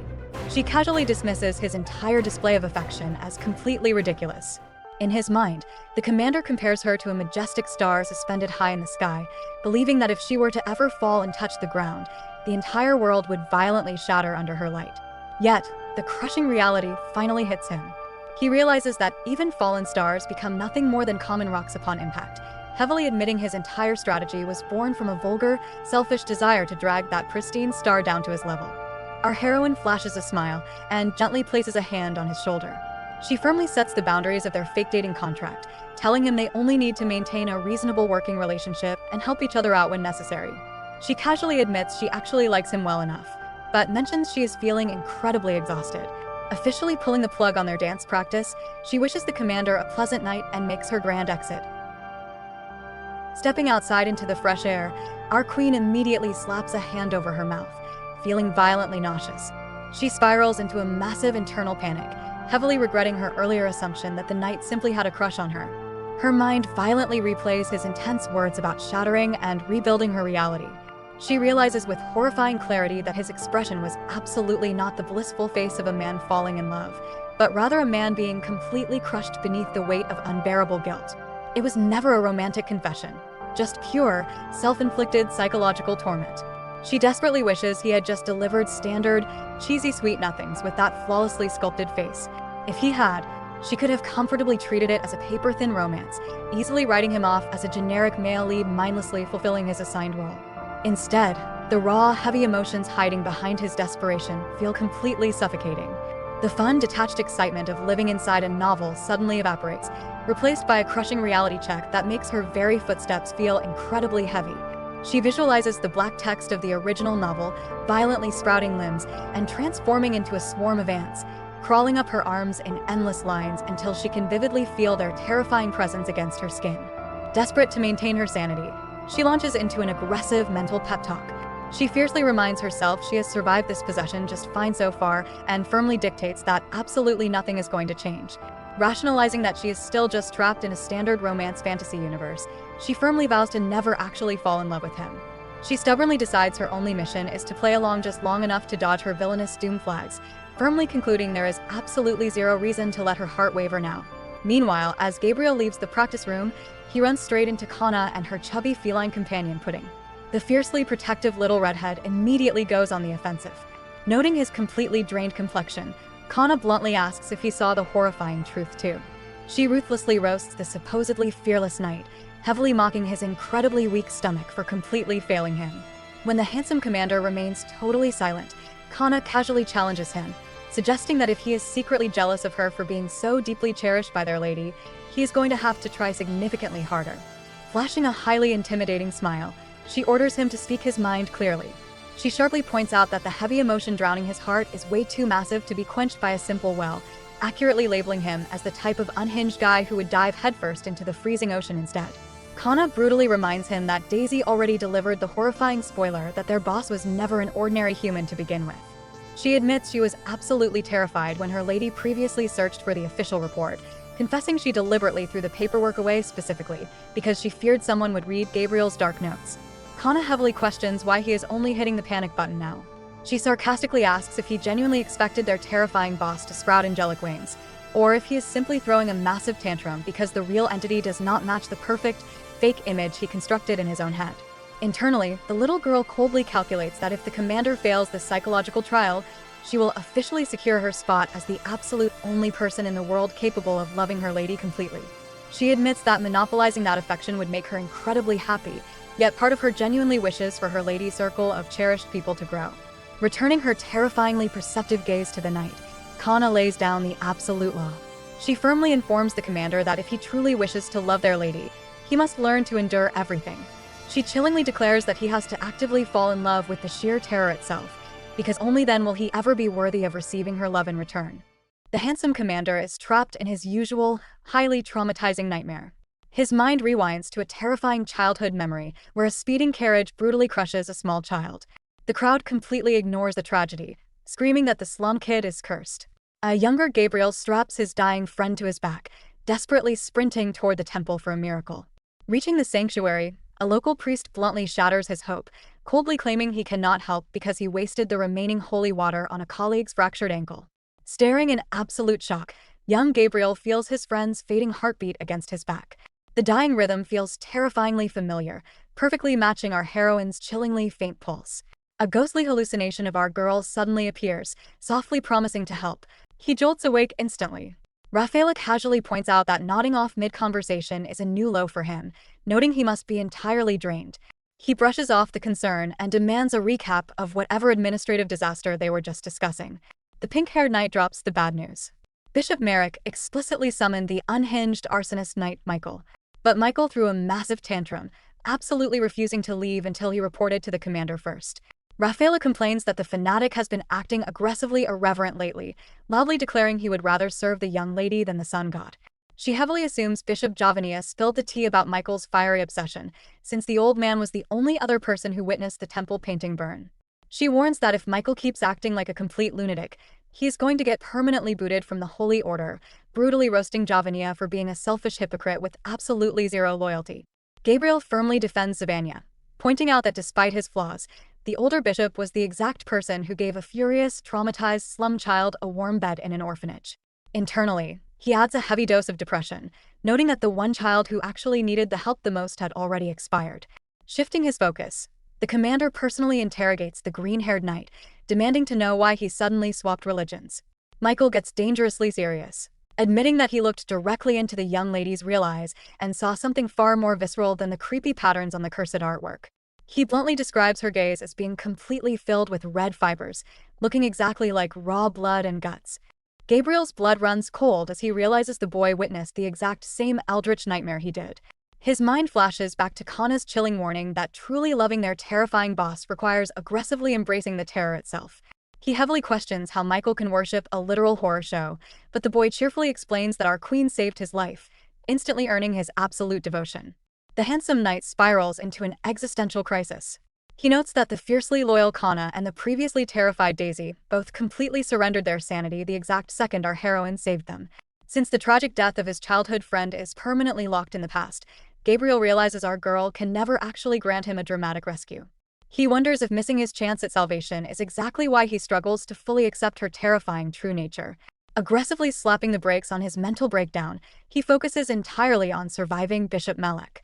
He announces he will personally escort Michael to the terrifying bishop's office to run damage control. Just as they prepare to leave, a temple messenger drops a massive plot twist. Bishop Malek did not summon the green-haired fanatic at all. The official summons was specifically for the Knight Commander himself. Gabriel perfectly understands that the ruthless politician used Michael as shiny bait. Accepting his defeat, he steps directly into the lion's den. Bishop Malek greets him with a terrifyingly polite smile, casually offering a premium cup of tea. The ruthless bishop cuts straight to the chase, noting this is their first private meeting and smoothly offering her personal assistance. Gabriel is entirely baffled until she drops an absolute tactical nuke. She casually reveals she knows his entire plan to secure Lady Totten as a chaperone completely imploded, pointing out the desperate mother has permanently locked herself away. Gabriel's internal panic alarm blares. Knowing the chaperone deal was highly classified, he frantically calculates where the information leak occurred, sweating over the possibility that this politician also knows about his illegal holy water trades. Completely ignoring his silent cardiac arrest, Bishop Malek smoothly notes that while the young lady is gorgeous, she is entirely isolated. Flashing a smile that practically screams political blackmail, she generously offers to step in and act as our girl's official chaperone herself. The scene opens with Rafaela aggressively sprinting through the pouring rain, clutching an urgent letter. Dripping wet, she barges inside to deliver the report. Hannah quickly steps in to offer the soaked knight some fresh towels while our girl eagerly snatches the envelope. Staring at the handwriting, her mind spirals into a mini-romantic crisis. She heavily questions if the handsome commander deployed a courier because she makes him uncomfortable, or if he is just aggressively caring about her correspondence. Quickly slapping the brakes on her own delusions, she fiercely reminds herself not to waver over a simple piece of mail. Her attention snaps to the contents of the letter, which casually announces that Bishop Malek will be stepping in as her official chaperone. A massive wave of relief washes over her, thrilled that the logistical nightmare of finding a +1 is finally over. Rafaela absolutely destroys that cozy vibe in seconds. The pink-haired knight bluntly warns her that the supposedly helpful bishop is literally the most dangerous person on the planet for her. Delivering a terrifying lore drop, Rafaela explains that Malek earned her high-ranking title 20 years ago by aggressively hunting down sorcerers, branding them as heretics, and brutally executing them. Our heroine's soul practically ejects from her body. She realizes that casually resurrecting from the dead screams full-blown heretic, frantically calculating that she would be incredibly lucky to just get a standard exorcism instead of being violently killed off as a villainess. Desperate for a backup plan, our queen asks if absolutely anyone else can take the job, noting that Lady Totten is currently out of commission with her own tragic circumstances. Rafaela casually drops a massive plot twist, offering to beg her own mother for help. She reveals she is technically the estranged daughter of an imperial duke, having cut ties with her wealthy family to serve the temple. The knight figures that if she crawls back, violently clings to her mother's trousers, and begs for a favor, the Duchess probably will not refuse. Our girl is deeply touched. She mentally apologizes for previously assuming the knight was a two-faced schemer, thrilled to discover she is actually the fiercely loyal type. Rafaela proudly notes that a duchess possesses enough political firepower to block even the terrifying Bishop Malek. Despite the tempting offer, our heroine politely declines. Bringing logic into the mix, she internally notes that an estranged runaway child dragging a suspected heretic home for a massive favor would just result in them both getting violently kicked out. She also figures that aggressively dodging the scary bishop will only make her look infinitely guiltier. Accepting her fate, she declares that if Lady Totten fails to contact them, they will just have to endure the bishop. Rafaela desperately prays the grieving mother pulls through. Trying to lighten the mood, our girl proposes a bet. She wagers that the noblewoman will actually show up, explaining that betting on the highly unlikely outcome raises the stakes. Internally, however, her heart is sweating as she desperately begs the universe to make the woman appear right this instant. Right on cue, Jelly casually strolls into the room. The Dark Beast Man announces he caught someone loitering outside and dragged them in. The suspicious trespasser is none other than Lady Totten, crying her eyes out and shamelessly begging for salvation. The narrative violently rewinds to the Totten estate, right at the edge of a tragedy. Little Raiden is on his deathbed, using his final breaths to deliver a heartbreaking will. He begs his mother to protect the Marquise, apologizing that his accursed illness prevents him from inheriting the title to keep her safe. The devastated mother fiercely denies that his life was a curse, demanding to know who dared to put such a horrible thought in his head. Raiden stays quiet, but his mind flashes back to a sickening encounter with the estate butler. The absolute trash-tier servant had coldly informed the dying child that the family was far too important to fall because of a sick kid, brutally ordering him to hurry up and expire. Using the last ounce of his strength, Raiden warns his mother to beware the butler. Just like that, the frail boy passes away. Lady Totten completely shatters. Sobbing violently, she looks to the sky and heavily questions why the sun god hid behind dark clouds, feeling entirely abandoned in her darkest hour. In that pit of pure despair, a chilling memory surfaces. She vividly remembers our girl's terrifying whisper, offering her the chance to abandon the divine and lean on the devil instead. Flipping a mental switch from grieving mother to absolute survival mode, the noblewoman prepares to leave for the Rohan-sun estate. She spots a random maid named Weather and sharply questions the whereabouts of the head nanny. The maid innocently explains that the butler ordered the nanny to prepare a room for a new young master who is scheduled to arrive shortly. Lady Totten's brain connects the dots with terrifying clarity. She realizes the sinister butler fully anticipated Raiden's death and had already orchestrated a coup, intending to install her husband's younger brother as the new heir to steal the family wealth. Playing a flawless mastermind, the mother lies straight to the maid's face. She smoothly claims Raiden's fever finally broke and he has fallen into a deep, healing sleep. She strictly orders Weather to guard the door with her life, threatening severe punishment if anyone, especially the butler or the new heir, attempts to enter the room. Snapping back to the present, the desperate mother begs our heroine to use absolutely any dark means necessary to bring Raiden back and stop the hostile takeover. Our girl internally sweats, painfully aware she lacks the overpowered healing cheats to resurrect a dead child. However, she figures she can aggressively weaponize her noble status to crush the treasonous butler and perfectly utilize Gabriel's authority to block the greedy brother. She immediately orders Jelly to greet the knight outside and fetch the handsome commander, knowing he already wanted to help this tragic family. Still, the transmigrator guilt hits her hard. She heavily roasts herself for being a completely useless protagonist without any magical abilities. Desperate to pull off a miracle, she furiously racks her brain for a workaround. A highly questionable, chaotic idea suddenly clicks into place. She turns to Hannah and urgently orders the maid to go fetch the newest addition to their household. She firmly demands an immediate audience with Malek, the demonic cowboy. Rewinding slightly to the frantic arrival at the Totten estate, the grieving mother sprints toward the mansion like a woman entirely possessed. Jelly casually sniffs the air and bluntly informs our heroine that he smells death. Our girl quickly urges Gabriel to follow the Marchioness, insisting he prioritize her safety. As the handsome knight rushes off, the dark beast man heavily questions why some absolute lunatic is aggressively swinging an axe just to check on a literal corpse. Hannah is entirely confused, but Jelly deadpans that the child inside the mansion is definitely already gone. Our queen's internal monologue goes into maximum overdrive. She notes that given the kid's previous critical condition and the mother's sheer panic, predicting he was already at death's door was basic math. She heavily questions if dragging her newest paranormal roommate along was actually the right move, but decides she desperately needs him to step up.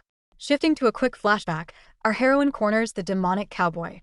She delivers a massive rant about the absolute scam of being a standard transmigrator.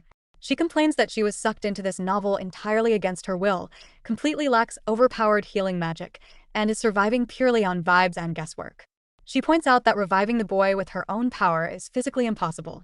However, since she luckily acquired a ghost capable of hijacking empty bodies, she begs him to possess the child. Malek aggressively pumps the brakes, feeling that stealing a child's body is a massive, unforgivable sin. Our girl brutally hits him with the harsh reality. She points out that if he refuses, the kid loses his family name, absolutely no one will mourn him, and his treacherous relatives will actively celebrate his demise.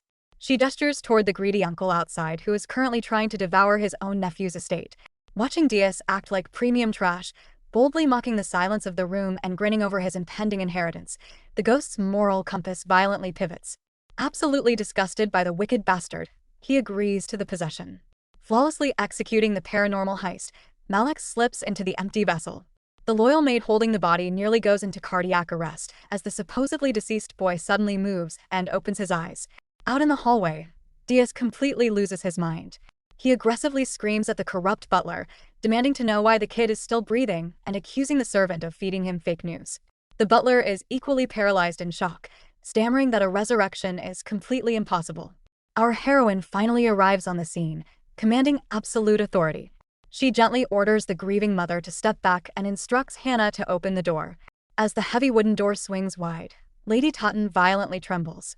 She rushes forward, pulling the reanimated body into a desperate hug and tearfully asking if her son slept well.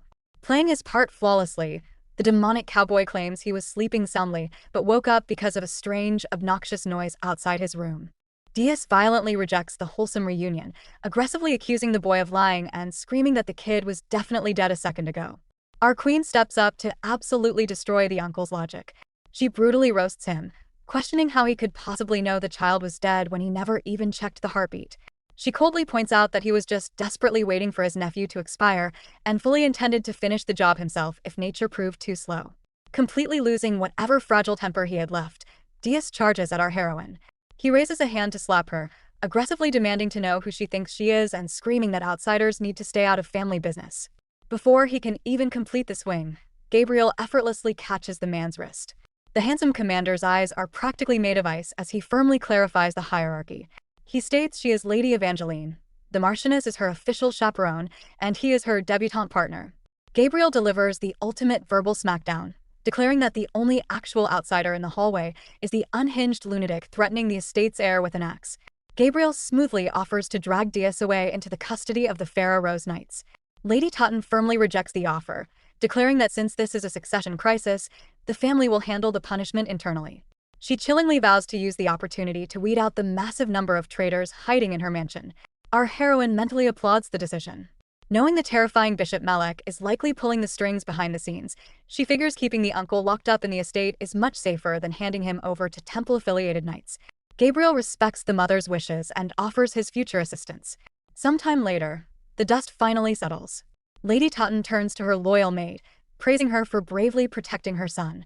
The mother vulnerably asks if the maid finds her absolutely dreadful and sacrilegious for ordering her to guard a literal corpse, fully knowing a completely different soul would reanimate it.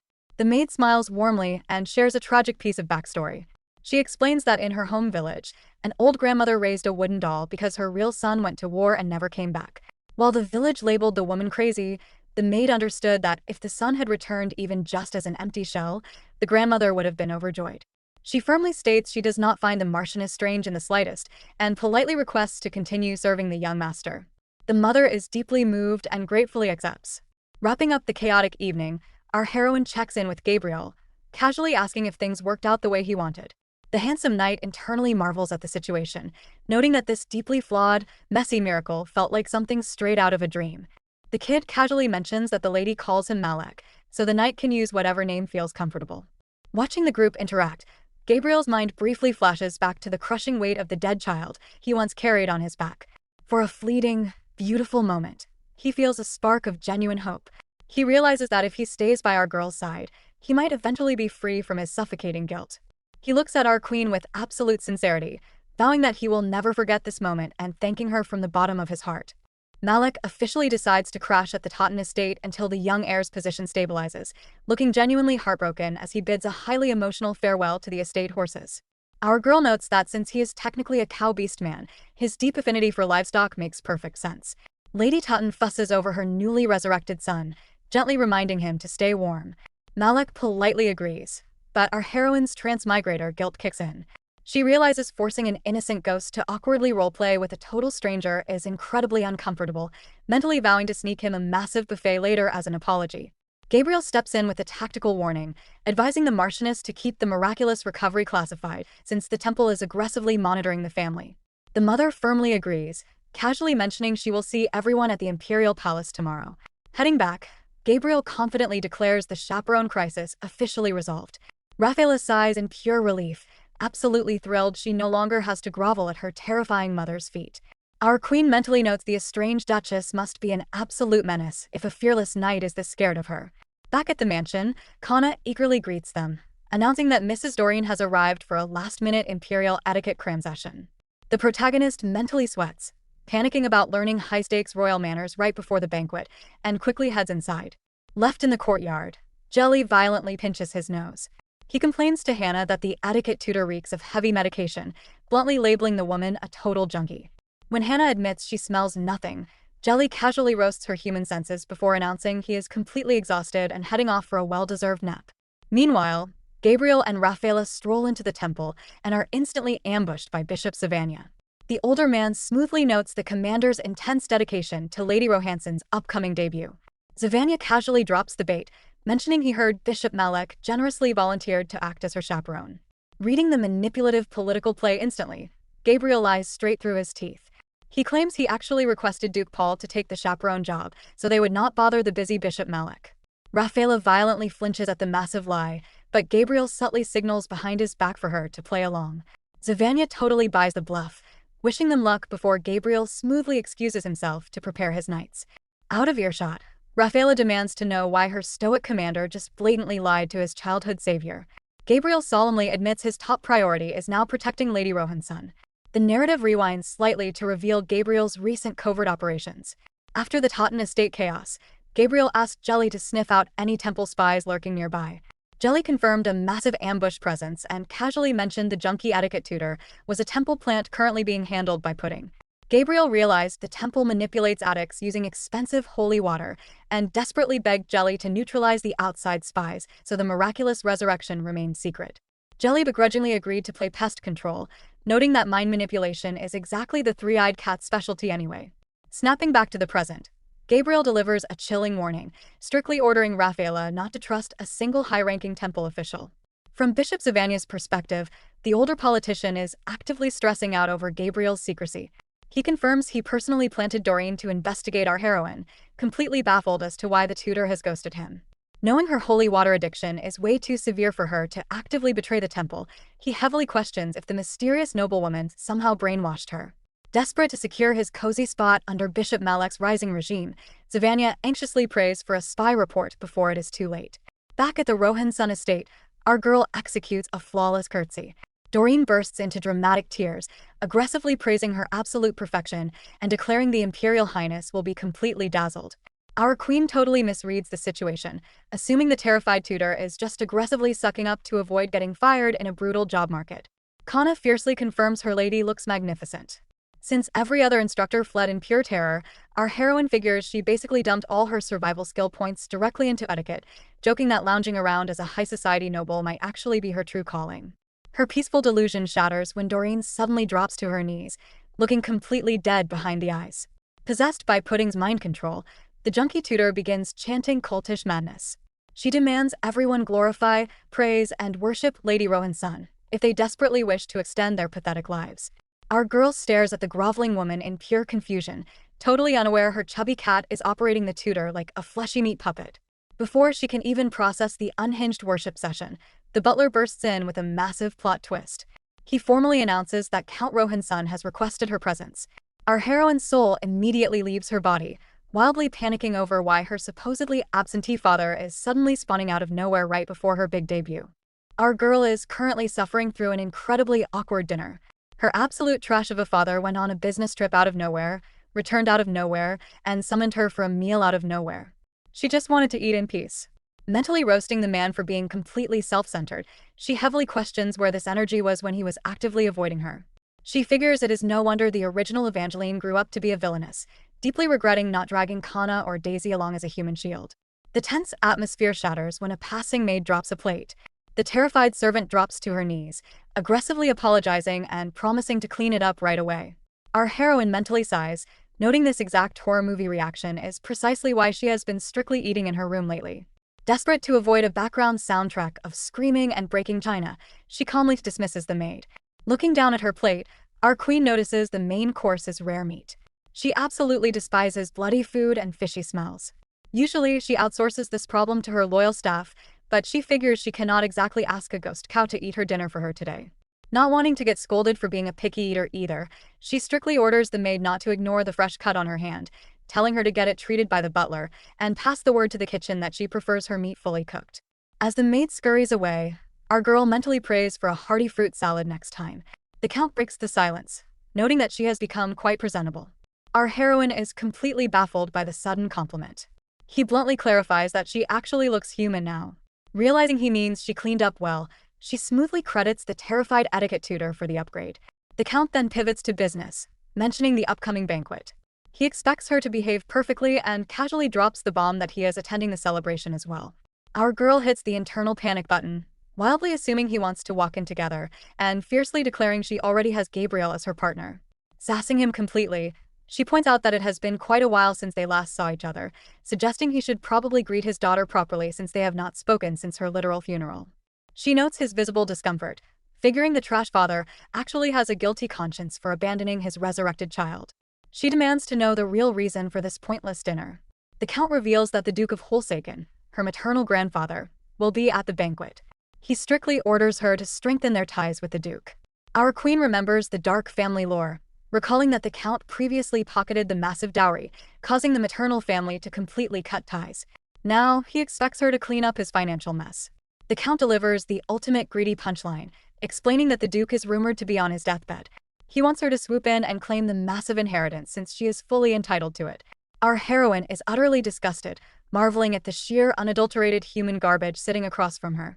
She figures the apple truly did not fall far from the villainous tree. She wonders out loud if the Duke will even like her. Her father firmly states that her face currently looks exactly like Amaranta, meaning the old man will be completely shaken. Our girl's brain stalls for a second before she remembers Amaranta is the late Countess. She smoothly deploys her trusty amnesia excuse to cover her tracks.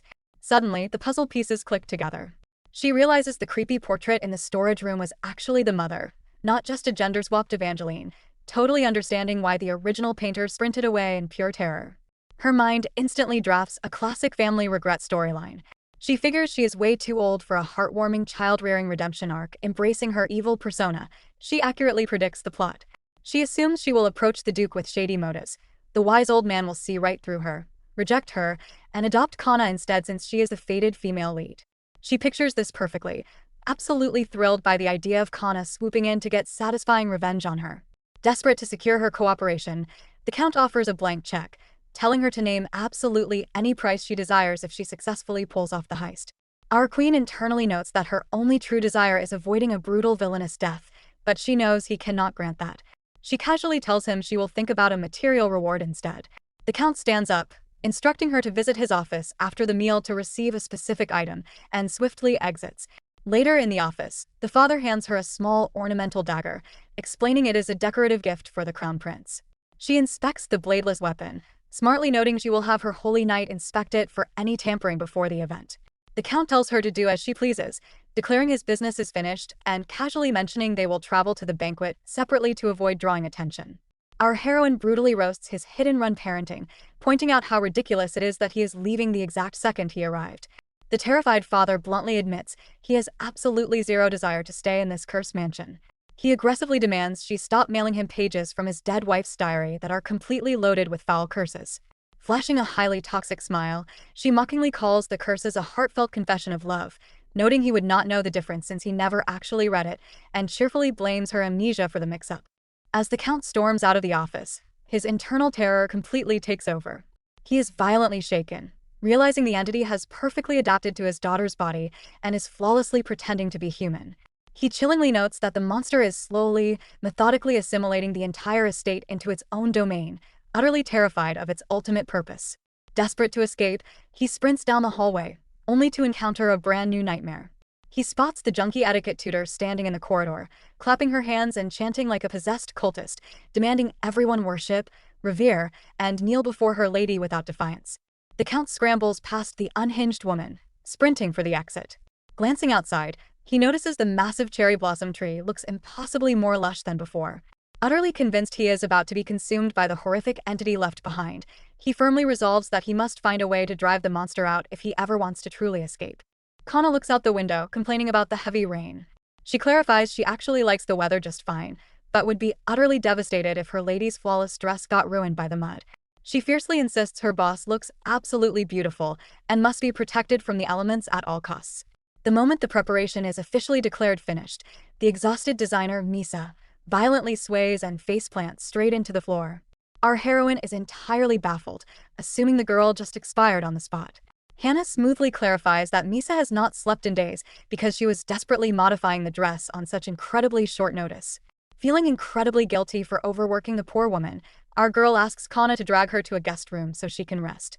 As Kana pulls the unconscious designer down the hallway, The elderly butler spots them and practically has a cardiac arrest, aggressively screaming that a corpse is being smuggled out of the lady's room. Kana casually notes the woman is technically still breathing, though her tone makes it sound like a complete coin toss. Hannah pivots the conversation, deeply curious as to why her boss has been aggressively tearing up a specific book for the past hour. Our queen happily explains she is preparing a lovely little gift for her father at the banquet. She mentally roasts the wretched count, noting that his absolute garbage behavior is the exact reason the maternal family disowned them. Yet he still has the audacity to demand his daughter clean up his financial mess. She recalls how Evangeline's mother filled the entire diary with endless, highly toxic curses aimed directly at the count.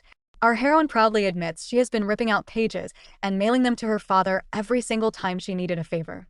She severely notes the diary has become so incredibly thin only the cover remains, mentally resolving to tear the estate apart later to hunt for more diaries or accidental spirit summoning circles. Gabriel arrives to collect his partner.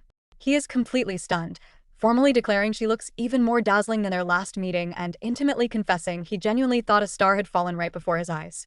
Our girl chuckles, noting he is finally getting much better at delivering compliments. Her internal monologue fills in the gaps, explaining the awkward tension between them significantly thawed after they successfully resolved the chaotic Totten succession crisis. While Gabriel's intense affection makes her slightly uncomfortable, she calculates that keeping the Holy Night close is her absolute best survival strategy to dodge her villainous doom flags. Gabriel gently interrupts her plotting, offering a small, elegant box.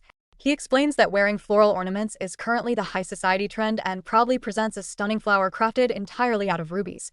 Absolutely mesmerized, she asks if he would do the honors of putting it in her hair. Gabriel instantly panics, nervously confirming if she actually wants him to do it personally. When she playfully forces his hand, he carefully secures the ruby flower. Looking completely radiant, she flashes a bright smile and asks for a review. The handsome commander completely malfunctions. His mind violently hyperfocuses on the memory of his fingertips brushing her skin, specifically recalling her terrifyingly faint, slow heartbeat. Ignoring his internal crisis, he softly declares that the ornament suits her exceptionally well. Dropping into a flawless bow, he barely grazes the back of her hand and offers his arm to lead her away. Back at the estate, putting the three-eyed cat glares out the window, radiating pure jealousy as the carriage rolls away. Jelly spots the chubby feline and immediately starts complaining about the noise. The dark beast man asks why the junkie etiquette tutor has not gone home yet, pointing out she will be completely useless after the banquet and suggesting they finally dispose of her. Pudding firmly rejects the idea, explaining that someone is actively looking for the tutor, and dumping her now would cause massive trouble for Lady Evangeline. Jelly accepts the logic, but immediately pivots to interrogating the cat, sharply realizing the feline is planning to magically spy on their boss all the way to the banquet hall. He ruthlessly roasts the cat for being an absolute stalker, fiercely questioning if their lady even knows she is being constantly monitored. Pudding gets incredibly annoyed and delivers a swift, brutal smack. Jelly face plants into the floor and aggressively yells at the crazy cat for throwing a tantrum over the truth. Pudding coldly orders the dog to stop getting his fur all over the bed. Jelly angrily fires back that cat hair is perfectly fine, proudly defending himself by stating he is currently in human form anyway. Dropping the argument, Pudding stares out the window with absolute dread. The eldritch cat chillingly notes that a foul stench rolling off the imperial palace is deeply unsettling, firmly declaring it absolutely must follow Lady Evangeline to ensure her safety. Jelly completely gives up, heavily roasting the cat for being paranoid and bitterly accepting house guard duty. He groans that he still has to deliver food to Melek and stomps over to Kana to ask for the stash of cherry blossom petals. Kana hands over a small packed jar. Hannah suddenly steps in, politely asking if she can handle the delivery run to the Totten estate instead. She eagerly explains she is highly curious about how the demonic cowboy is adjusting and desperately wants to catch up with Weather, the loyal maid. Thrilled to successfully outsource his chores, Jelly happily hands the jar over. In the carriage, the atmosphere is incredibly thick. Our girl stares at the handsome commander, completely mesmerized. She heavily questions if it is actually cheating for a knight to look like someone who could effortlessly charm every passing woman in the room, absolutely hyperfixating on his incredibly flattering eyelashes. They accidentally make intense eye contact. Gabriel clears his throat, smoothly noting they will arrive at the Imperial Palace shortly. He attempts to review their master plan to locate the person affected by the cursed painting, but our heroine smoothly interrupts him, perfectly reciting their mission. Changing the subject, she points out the window, noting the gloomy rainy weather has miraculously cleared up in no time. She gazes out at the Imperial Palace, heavily noting that a massive, unnervingly blood-red moon is hanging directly over the building. As they step out of the carriage, the serene evening is instantly shattered. Spotting a massive, panicked crowd gathered near the entrance, our girl turns to the handsome commander, bluntly announcing that something has definitely gone horribly wrong inside the palace. Standing outside the Grand Imperial Palace, our heroine and Gabriel watch the guards aggressively shuffling the crowds. She questions why the Imperial Knights are handling the luggage checks instead of the temple forces, but Gabriel clarifies that the palace squad always manages overall security for massive royal banquets. Lady Tutton suddenly arrives, and our girl immediately asks how the young master has been recovering. The Marchioness flashes a perfect smile, claiming her son is doing so well that she could finally attend a social event. Our queen mentally applauds the woman's sheer acting skills, noting the grieving mother has not even had a second to actually mourn but refuses to let it show. Raphaela jogs over to deliver a status report, dropping the massive news that the terrifying Bishop Melek completely skipped the banquet. The pink-haired knight explains the bishop heard the chaperone crisis was resolved and promised to catch up later. Gabriel instantly shifts into paranoid detective mode. He points out their chaperone situation was strictly classified, heavily stressing over how the manipulative politician found out and warning the group to stay on high alert. Completely ignoring the political panic, our girl is just thrilled the scary bishop stayed home. Lady Tutton chimes in to take the credit, revealing she personally rejected Malek's offer. The Marchioness explains the bishop was the exact person who ruthlessly cut off her holy water supply, calling it a sacrilegious waste to use divine magic on an immune child. Our heroine sympathizes with the devastated mother, but Lady Tutton firmly brushes the trauma off, chillingly noting her son does not need holy water anymore anyway. Uriel steps up to announce the mandatory security pat-down. Gabriel immediately goes full overprotective boyfriend, demanding to inspect his partner himself. Spotting a golden opportunity, our girl playfully asks if he genuinely intends to thoroughly inspect her body with his own hands. Gabriel completely malfunctions. His face turns aggressively red. He stammers a frantic denial, and he immediately shoves the inspection duties back to Uriel. Our heroine mentally cackles, absolutely delighted by how easily the stoic knight gets flustered. Uriel checks her attire and asks about her banquet gift. She points to the bladeless decorative dagger she left with the servants. Uriel hits the brakes, reminding her weapons are strictly prohibited. She defends the gift, noting Gabriel already cleared the blunt object, but the guard still takes it for verification. Standing around, our girl's paranoia spikes. She assumes she is getting the ultimate villainous treatment and heavily regrets not just buying a standard set of cufflinks. She sends Lady Tutton inside to avoid the awkward wait. The announcer dramatically screams their names, officially introducing Lady Evangeline and Commander Gabriel to the massive crowd. All eyes instantly lock onto them, but our queen casually brushes off the heavy stares. Her absolute trash-tier father slithers out of the crowd to greet them. The count leans in and aggressively whispers to Gabriel, claiming the knight must have a deeply tragic fate to want his daughter. Gabriel flawlessly counters that it is an absolute honor. The count awkwardly coughs, muttering that the rumors of the great commander becoming a lovesick fool are clearly true. As he walks past his daughter, the father fiercely whispers a reminder to charm her wealthy grandfather. She confirms the mission but immediately demands her promised payment. The count violently flinches and practically sprints into the crowd to escape the bill. Our girl mentally roasts his hit-and-run parenting, fully expecting him to steal the credit and completely ghost her. Luckily, she already secured her own revenge.